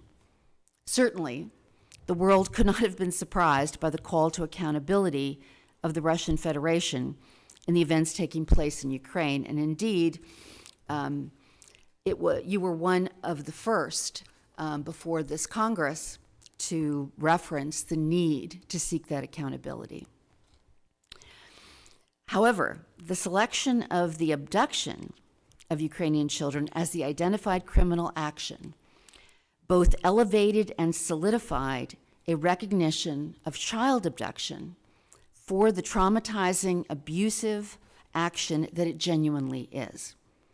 Further, a careful review of the diplomatic declarations filed with the Hague Conference on Private International Law, pursuant to the reciprocal treaty obligations of the Federation and Ukraine, pursuant to the convention, demonstrated that the Russian Federation, which acceded to this convention in 2011, was already signaling its intention as early as July 19th of 2016 to ignore protestations by Ukraine regarding the applicability of the treaty within the area it had occupied, and to treat any allegations of international child abduction within the occupied territories as purely domestic issues. President Zelensky last week indicated that over 19,000 Ukrainian children had been abducted by the Russian Federation. The scale of this abduction could not have been accomplished spontaneously. It isn't done with a plan on the back of a napkin. This was an orchestrated event by the same individuals who serve as the oversight for the central authority of the Russian Federation under this treaty. It begs the question of how those in the State Department who are responsible with regard to monitoring the Hague Abduction Convention missed the signal across the bow that this convention would not be honored in those occupied territories. On the other side of the world, on the 12th of December 2022, the Australian government indicated that federal legislation would be enacted to clarify procedural protections for the purpose of ensuring that allegations of family and domestic violence by parents accused of having wrongfully removed or retained their children could be considered as a priority before return orders would be made for children under the Hague Convention. The Australian government described their efforts as providing safeguards to parents and children who assert that they are fleeing family domestic violence when defending applications brought under the convention. Notably, the statute is seen to confirm that a court which has offered a defense to the obligation to return a child does not need to determine that the family violence which has been alleged by the taking parent has actually occurred as a predicate before taking it into account. While the Australian government provided renewed assurances that the legislative enactments did not impact upon its intention to comply with its obligations under the Hague Abduction Convention, among practitioners like myself, there are serious concerns that the Australian legislation may be only the most recent of systemic assaults against the application and effectiveness of the Hague Abduction Convention. There is a growing belief that the prevention of the wrongful removal of children has been rendered more difficult because of the disintegration of the underlying belief that child abduction operates to harm children. As Ranking Member Wild indicated earlier in this hearing, This is an incredibly complicated diplomatic and international legal issue. However, there is a pathway forward. In my estimation, overwhelming benefits are contained in the proposed amendments to 22 U.S.C. 9111 to support efforts to minimize child abduction and provide tools to enhance the ability to return children who have been abducted.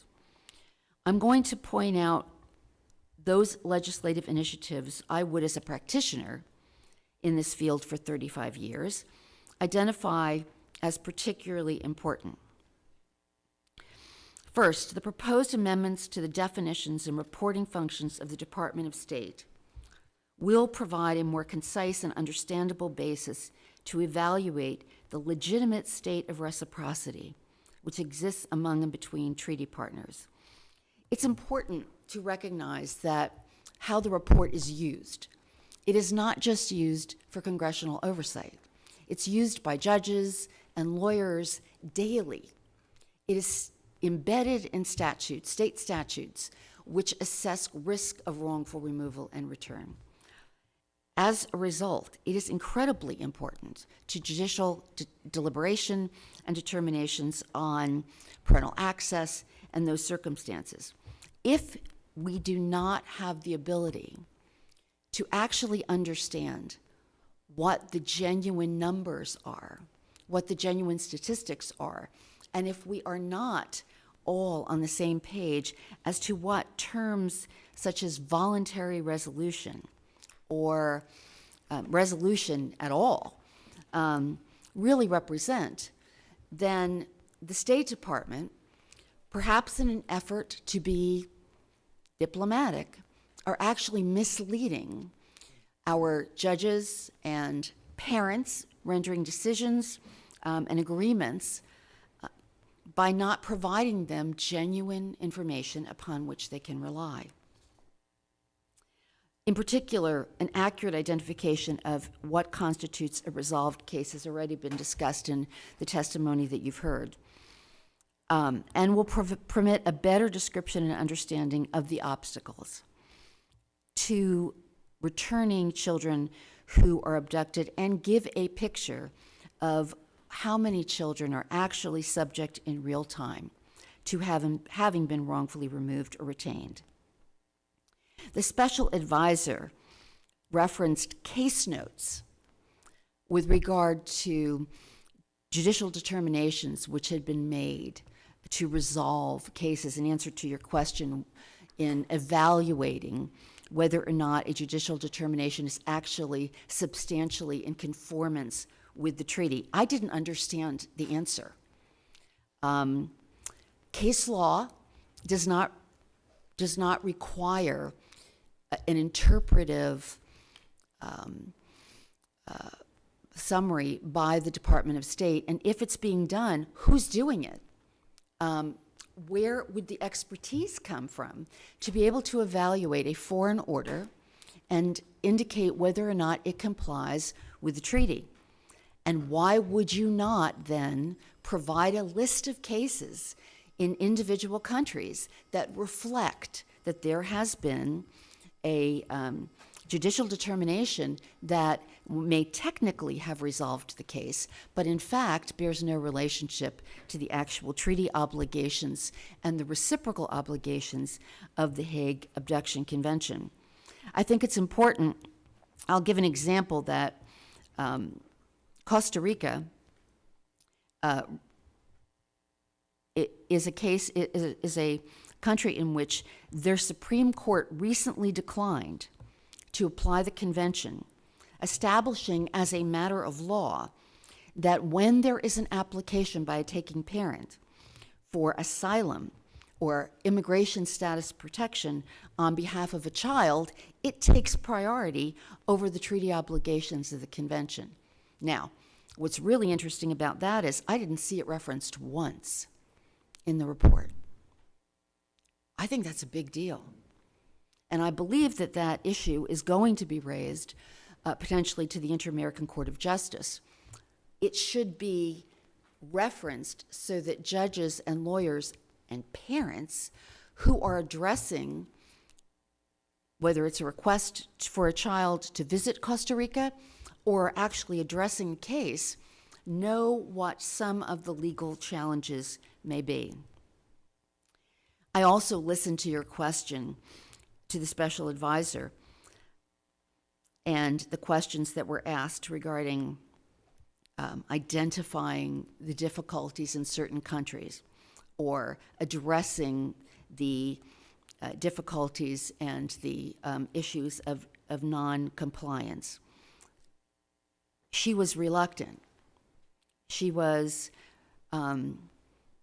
attempting to make excuses, even, as she said, even for the countries that they've identified as non-compliant. And here's the rub.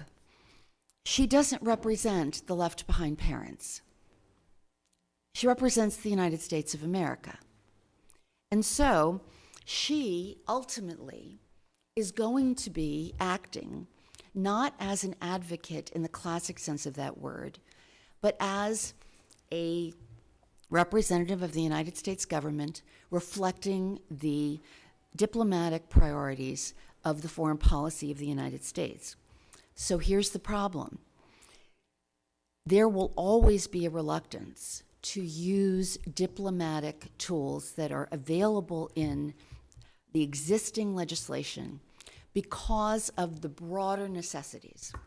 So that's the primary reason I support wholeheartedly the imposition of the tier system, which provides, and we have an ample demonstration in dealing with trafficking, provides an objective mechanism so that any diplomat who is placed in the position of having to evaluate or bring accountability to the actions of a country will be able to say, I know you're working hard, but this is the objective test. This places you in this tier. This is what is required when a country is in that tier. We have over nearly a decade since the original legislation, and there has been almost no use of any of the enumerated sanctions available to the Secretary of State. We haven't even been told what the mechanism is to present to the Secretary the policy considerations and a request in order to address this, the most egregious and systemic violation of human rights.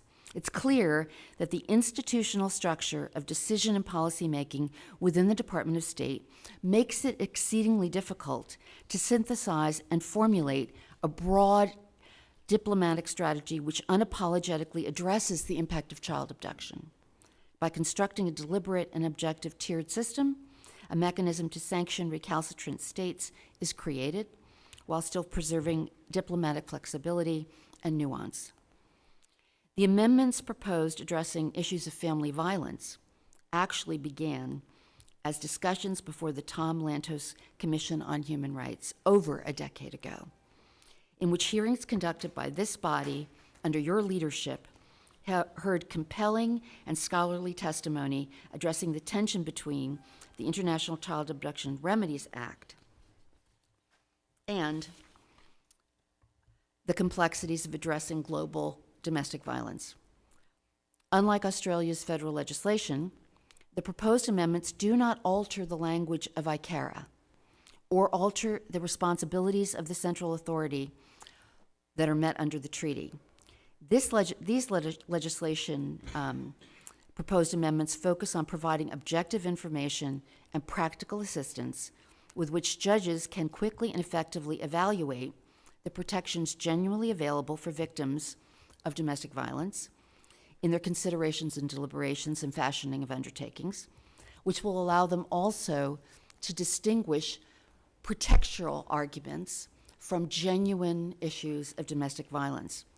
The amendment will better facilitate the ability of a court to refer to objective information and assist it in deliberating and addressing a request for return, fashioning orders for the organization of rights of access. I would note also that the special advisor spoke about judicial communication and its benefits, I cannot see where, under the existing legal process, there would be a role for judicial communication to serve in addressing the defense raised to a return under the convention. In fact, the most important information for a judge to have would be whether or not there is available in the country from which the child has been removed, whether there is a opportunity for domestic violence protections, and whether or not that can easily be done in the place from which the child has been taken. That would be the way that would be addressed in incoming cases.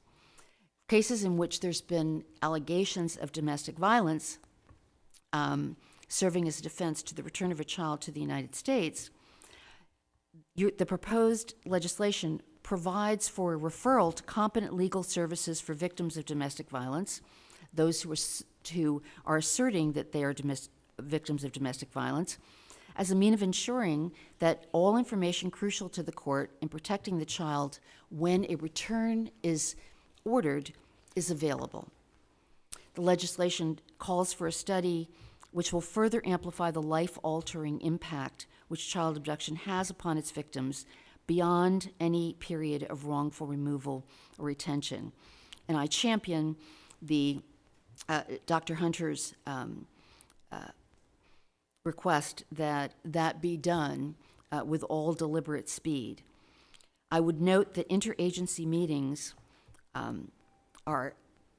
have been less and less effective, have occurred less frequently, and have done nothing to address the appalling disconnection between DOJ and the State Department on issues involving child abduction and consideration of criminal prosecution.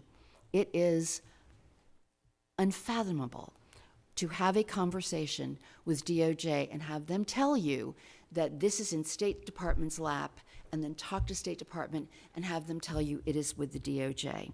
This was supposed to be addressed as part of the interagency issues. Ensuring the use of law enforcement resources in criminal prosecution to assist in the return of children who've been abducted swiftly and professionally provided has not occurred. This will have the additional advantage of encouraging United States attorneys to actually use the existing federal law. Because frankly, most are recalcitrant in doing so, in part because they do not understand the relationship between the Abduction Convention and the necessity or appropriateness of criminal prosecution. Finally, by enhancing the attention of the Department of Justice to work in collaboration with the Department of State, in pressing for the extradition of child abductors, and unflinchingly prosecuting those who have acted in disregard of orders preventing the removal of children from the United States, there will be an enhanced deterrent to consideration of parental abduction by parents. And there will be the understanding by the Department of Justice that child abduction is not a private matter between two parents who are disgruntled in the dissolution of their partnership or marriage. The importance of a dedicated ambassador at large has been demonstrated by the enormity of this issue and the testimony that you've received today. While extraordinarily skilled and experienced career diplomats have served in the role of special advisor on issues involving children, there has to be a renewed expertise and focus on child abduction as a human rights issue, inspired and executed by someone who will be recognized on the global stage as having the authority commensurate with the complex issues of international law which are implicated. I listened carefully to the question that was addressed as to seeking an MOU. I did not hear an answer with clarity. But what was important to understand in the three countries that were referenced, Lebanon, Jordan, and Egypt, all have complicated religious law that is embedded in the resolution of child custody issues. It's important to have an opportunity to walk through those issues in an MOU and to develop a process. identified by the country as to how the issue of addressing custody, wrongful removal, and retention may be done. My view is that the expertise in confronting the challenges of religious law may be something that has not been addressed properly, and perhaps working closely with the Office of Religious Freedom, working closely with the Human Rights Desk at the Department of State would enable engaging religious leaders in those countries in working those problems, in crafting an MOU, in addition to actually providing a draft, because I know that I haven't seen one drafted by anyone since those three countries entered the original agreements. In conclusion, a reading of 2023 ICAPA report of the Department of State demonstrates that in several countries, including some which we would otherwise undoubtedly describe as diplomatic allies, if not friends, international child abduction persists unchecked, and the existing protocols and remedies have not been effective to curb it. The actions which are now necessary in addressing systemic difficulties must be new ones. The world has been reminded by the International Criminal Court that child abduction is a crime and is in and of itself an inherent violation of human rights capable of causing inordinate pain and suffering with generational consequences. Ironically, those who are facile with the Hague Convention on the Civil Aspects of International Child Abduction had the opportunity to see it coming in declarations which were lodged within the last 8 years, which predicted the weaponizing of Ukraine's children. And that's what happens in these cases. These children are weaponized. There's also circumstances, in speaking to questions by Mr. Berra, India's numbers are going up exponentially. And there is an increased use of trafficking in the context of international child abduction for the purposes of obtaining financial remuneration. A child is abducted and demands are made to the left behind parent to provide financial assistance or support in exchange for promised but rarely provided access to the child. That's a child trafficking violation and should be included among the identifications of the harm that's being provided. I was deeply proud when the United States Ambassador to the United Nations, Ambassador Thomas Greenfield, her colleagues, along with the delegations of the United Kingdom, Albania, and Malta, walked out of the Security Council briefing being given by the Russian Federation Presidential Commissioner Levona Bevlova. But there are other actions that can be taken that stand in the face of the constant excuses that are provided for what is clearly the lack of compliance. I do not understand the content of the Japan report. The request to understand what voluntary resolution means in these cases, or the question that you asked about the seeming inconsistency between references of appropriate judicial action and no case, listened carefully. She said there were return cases, but she did not answer your question indicating that a return had been accomplished by judicial action this year. And to my knowledge, there has not been one to the United States that was pursuant to a judicial determination under the treaty alone. There is a danger to be found in distinguishing different forms of child abduction or excusing abduction of a child by a parent or a relative as somehow less serious. This legislation empowers those within our government, our judicial officers, our law enforcement officers, our officers of Homeland Security, as well as those addressing child abduction throughout the country on the state and local levels, to have the tools necessary to prevent child abduction and restore those children wrongfully removed and retained to their homes. I would ask that there be serious consideration to requiring a list from the Department of State in response to today's hearings of those resolutions that are based on alleged judicial action in treaty countries that they have recognized as to be non-treaty compliant, and for which countries those judicial determinations have occurred. Because without that, there is absolutely no ability to determine whether or not a country is actually in treaty compliance. This is a reciprocal treaty. We are long past merely calling someone out as being non-compliant. It is important now for the Department of State to consider whether or not, in circumstances in which there is no actual reciprocity, whether or not there has to be a reconsideration of our treaty responsibilities, reciprocal responsibilities, to a ongoing condition of decades of lack of consideration of the treaty. I thank you. Thank you very much, Ms. Apy, for that very comprehensive, and we have much to follow up on from all three of our very distinguished experts who have given so much to this cause. So I know I can't thank you enough for your leadership. We have embedded in our draft bill 3 tiers. It mirrors to some extent what we did with the Trafficking Victims Protection Act, and I am the prime author of that bill, or the law that was enacted in the year 2000. But even there, we ran into problems during the Obama administration. There was a time where the graders discovered, through an investigative report, that 14 different countries were artificially given passing grades that did not deserve them for other diplomatic issues. For example, Oman got it because they helped facilitate the talks with Iran and the United States and other countries in Europe for the nuclear deal.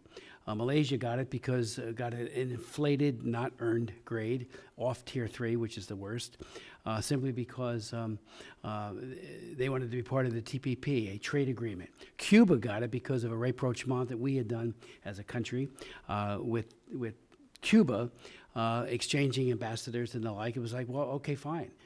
But they still have an egregious trafficking issue there, both forced labor and sex trafficking.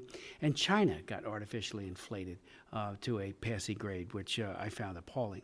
Well, I chaired 2 hearings that year and into the next year. The second was next time get it right. And we focused on the fact that you can't falsify the information. It's got to be comprehensive, it's got to be real, it's got to be accurate. And then what you do with it in terms of sanctioning, because that has a sanctioning regime as well, is at the discretion of the department and the administration, but not the TIP report, the Trafficking in Persons report, not this report either. So I think we will get to a better place with tiers, but it still will require, I believe, an enormous amount of oversight. And as I think all of you have indicated, the prioritization issue is so important. This can't be something that is done where no one else in the building is affected. The Secretary of State did a wonderful cover letter to this, Secretary Blinken.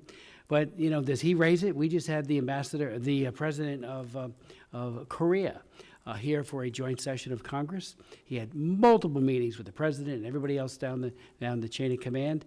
Did anybody raise it? I didn't get to speak to him. I would have. I didn't get to speak to him. I wish I had that opportunity. But as we know, Korea is and they have a new government. I mean, the Moon government had huge problems with human rights, and its obsession with reuniting with North Korea, with Pyongyang, which I found appalling. Who's going to influence who? Is South Korea going to become more like North Korea or the other way around, which we would hope North Korea would become like South Korea. But again, they're on the list, and they are a friend. I remember when they were put on the Tier 3 list during George W. Bush's administration, and I would note parenthetically, Israel was put on the trafficking worst case scenario as well, Tier 3. Both of those countries went overboard to get off the list because they were potential sanctions were very, very real as a possibility, and both South Korea and Israel worked overtime to pass new laws and to implement a very good. So I think we need tiers, and I think we then need robust oversight to make sure that they are not manipulated in order to garner some kind of diplomatic gain with the country in question. Ms. Apy. I just wanted to add that no one who does this work believes that the numbers in this report are accurate. No one. And it's really important to understand that in many of these countries, the applications, especially non-treaty cases, the applications are not made because there is not an identifiable mechanism. The other thing is that parents are not actually guided through the process or provided accurate information with regard to bringing an application. So I think one of the takeaways here is, yes, prevention has increased. Yes, there have been excellent efforts made in that regard, but these numbers are not accurate. And as a result, that is impacting both on prevention as well as return. Yes, Dr. Hunter? Thank you, Mr. Chairman. I just have to heartily agree with my colleague on the panel, and she just said it so plainly. No one believes these numbers are accurate. And when I read the report, it's also, I'll use your term, appalling that the information is recycled from year to year to year.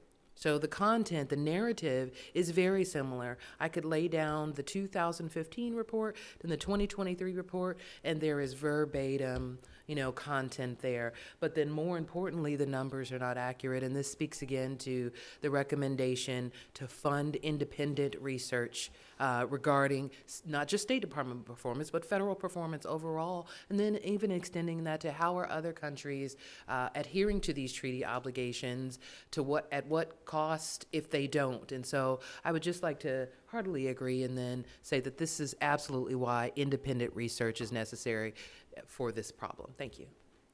Yes, Mr. Morehouse. Thank you. If I could add to that, and thank you for bringing it up, Patricia, that was really spot on. No one believes these numbers. I spent over an hour talking with an attorney on a case that I was brought into in Tennessee who had talked with the State Department and told everything was fine with Japan. They were non-compliant. By the end of the conversation, he said, I need about a day to process what you just explained to me. It's that confusing when people that aren't experts like Ms. Apy look at this report. Also, as we were entering into the hearing, I was talking to the special advisor a little bit, and interestingly, she brought up the comment of rhetoric versus action. She was speaking to somebody in the department, and I heard a lot of rhetoric from her. It was as though we were given a glimpse through a peephole, through a door. She mentioned in response to a question about returns that since 2021, all return orders that were made were enforced with Japan. We need to kick the door open and see what's really going on. What about the judicial rulings that were never made to require a return even be attempted? What about James Cook in his case, who's testified in this subcommittee more than once, who was the first known case with Japan, whose children were ordered returned, and then it was overturned at the appellate level and at the Supreme Court level of Japan, and those children never came home. What about my good friend Bjorn Enternach in Germany, who had a return order and whose kidnapping parent was able to abscond with the children and disappear into Japanese society, and the Japanese government did nothing? What about the other 500 American children who still remain cut off? She didn't want to talk about that. She's only highlighting a small glimpse of the story. So yes, disaggregating the numbers, modeling it after the TIP report, I think is essentially important so that, as Ms. Apy mentioned, attorneys and judges that are bringing these prevention cases in can see very clearly from the report, this is what's going on if we're considering allowing a child to travel to country X. And that is not what the State Department has been choosing to do. They could have done that since 2014. There have been numerous hearings that you have led, as well as hearings in the Senate, that have implored them to do it. There have been countless meetings we've had as coalition partners asking for them to release the numbers. So here we are. You've drafted legislation. It's clear years of work have gone into this, and we look forward to that being introduced and hopefully passed swiftly by this Congress and enacted into law so we can better protect American children from being kidnapped in the future, and also create more substantive, robust response from our government, a whole of government response, to start repatriating and reuniting kidnapped American children. Just a couple of points, then I'll give you the floor for any final comments. We have raised so many issues with Japan over the years. I'll never forget Captain Paul Toland. Here's a guy that was given bad advice by his JAG. He was deployed to Yokohama. His wife, sadly, has passed away, and now the grandmother has sole custody, or at least de facto. And he hasn't been able to see his daughter, Erica, for all these years, like you, Jeffrey, all these years, in a gross violation of his human right, his daughter's human rights, and there's so many others like that. And, you know, it breaks you. I don't know how you persist. I can't say how much I admire your courage and your strength, because you're not just helping yourself, and you are trying to help your daughter, your son, I should say, but you're helping all the other people who have been left behind as well. Michael Elias, my chief of staff, Mary, and I went to Japan with Michael Elias's mother, because we thought that might be less confrontational to have her try to visit with their kids, 2 of them. And we were shown the door. You know, it was outrageous, frankly, that the Japanese government, we met a few people in the Diet and elsewhere that were empathetic and sympathetic. And then our embassy kept saying, but they're going to sign the Hague Convention. That's what we got to move towards. Yeah, if they do that, that's great. Leaves him behind and you potentially forever. So you know, I just can't tell you how disturbing that is. And we did talk a lot of other internationals. You know, we met with all the embassies that were in the area, and they had the same problem. And we talked about MOUs and the need for an MOU that was durable, actionable, that would really make a difference. And we got a lot of yawns. So I am very concerned about. Now, it comes down to prioritization. You know, I have found in human rights work, I've been in Congress 43 years. When you talk about human rights, there are so many people in the diplomacy orbit who just want to make that a page 6 footnote somewhere, rather than the mainstay of our relationship with the country. We see it with China today, with human rights being relegated to, well, what's that? You know, let's just trade more, even despite all of Xi Jinping's monstrous behavior and his, you know, what he's doing to the Uyghurs and everyone else. So I just bring that up. You know, it needs to be a priority. And, you know, we need people who are willing, and that starts with the president. And you, I think it was Dr. Hunter, you talked, or someone mentioned, you know, through successful administrations.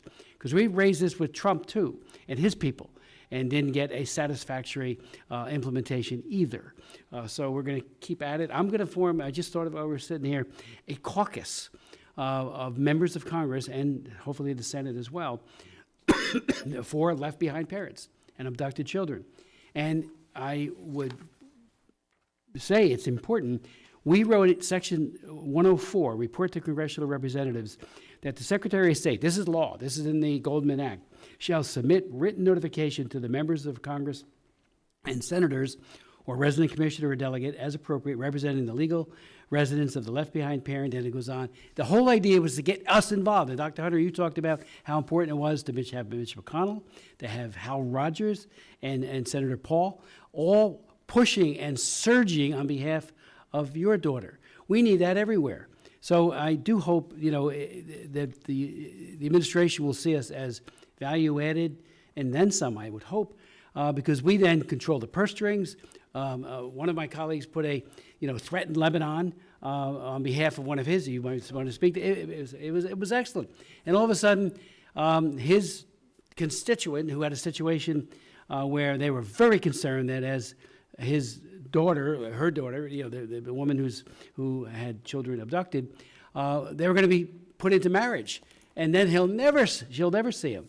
They got those children back because the congressman from Florida stepped in aggressively and said, okay, Lebanon, we're going to go after your purse strings. We're going to make it count because it counts for us. So I think you wanted to say something. Yes, Dr. Hunter raised an issue that isn't reflected in my report, but I think it's important regarding the resources that parents have to expend in order to be even remotely hopeful in seeking a return.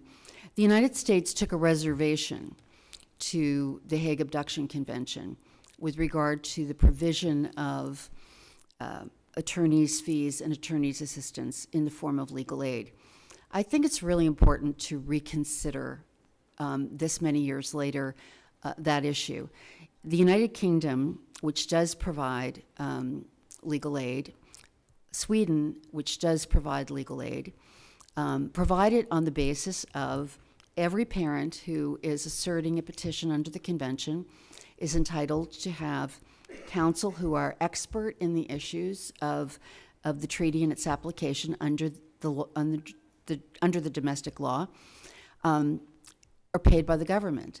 Now, what that does is that the fastest return orders, the most consistent law in the world, comes out of the United Kingdom, comes out of Australia, comes out of Sweden, all countries that assure the provision of legal services.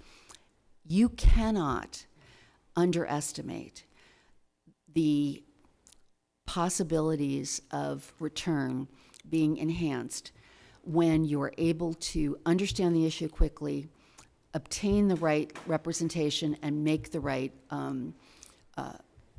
make the right efforts. I said in one of the prior times that I've testified that effectively what we have made these parents do is become their own Department of State. They have had to make all of the connections. They've had to engage whatever assistance they believe they can and talk to anyone and everyone who would listen. We're not talking, if in fact these numbers that they're giving us are accurate, then you would propose that the United States Department of State should be able to quantify the number to provide adequate legal assistance based on those numbers for the opportunity for parents to have legal representation in the courts in order to, and by the way, American citizens whose children are abducted to the United Kingdom are covered under legal assistance. And I have a case right now where the children were very quickly returned. That's one of the things that I think has to be looked at seriously. There's an excellent volunteer program that's instituted, and I serve on, and a number of other individuals do, but it's not the same as having an opportunity to know that you're going to have resource, and that resource is going to be able to quickly and effectively bring an application. I think it's time to relook at the reservation. Yes. If I could comment on that, and thank you for bringing that up. I think that is really important to understand. I had a case about 2 years ago that came to our organization with Japan, and in the end he said, I just can't afford to. And there's a lot of that, and I don't have an answer for that right now. You know, that's why, whether it's reviewing what Ms. Apy mentioned, or hopefully opening up the Federal Crime Victims Fund to make funds available. But I do like the idea that she's brought up. Hopefully that leads to actually vetted attorneys in those countries, because one of the problems I've seen with the State Department, at least with Japan, and I think this is true of other countries, they take all comers that want to be listed as potential legal resources on the embassy website, and then they put a big disclaimer on the top. And so what we've had to do with Japan is through our colleagues working in Japan and other countries is we've built an internal list of attorneys that we know that are fighting on the right side of this and have some level of expertise in the area. But right now, parents are just left to fend for ourselves. You get better support if your car is broken into than if your child is kidnapped. Well, thank you, Ms. Morehouse. Anything, Dr. Hunter? If not, we'll... Yes. Thank you, sir. Just a very brief closing statement. I just want to say that this hearing has energized our parent community. We watched the interest, which is demonstrated by parents here today. We watched it expand online, and it's been a weary time for a lot of parents between the time that we have had the Goldman Act enacted and now. And I know that there is hope among parents, a resurged hope that the bill that you are going to reintroduce and the actions that are taken here are going to redirect this issue. And so, you know, in appreciation for you and for all the members of the committee, and especially for all of the parents and families who, against hope and against what is before them, continue to believe that their children can come home. So thank you so much. Thank you, Dr. I want to thank all three of our very distinguished witnesses. I can assure you we will redouble our efforts. Your insights are absolutely priceless. Your direction, your fervor, your compassion, it's extraordinary. And we're going to try to make a difference. Jeffrey. Sorry, Chairman Smith. I just had a couple more comments if I could. Thank you. The special advisor mentioned in response to a question about children, victims that reach age 18, and they're making effort to contact them. This is something that I had worked on years ago. Our colleague in our organization, Randy Collins, worked on it in his case.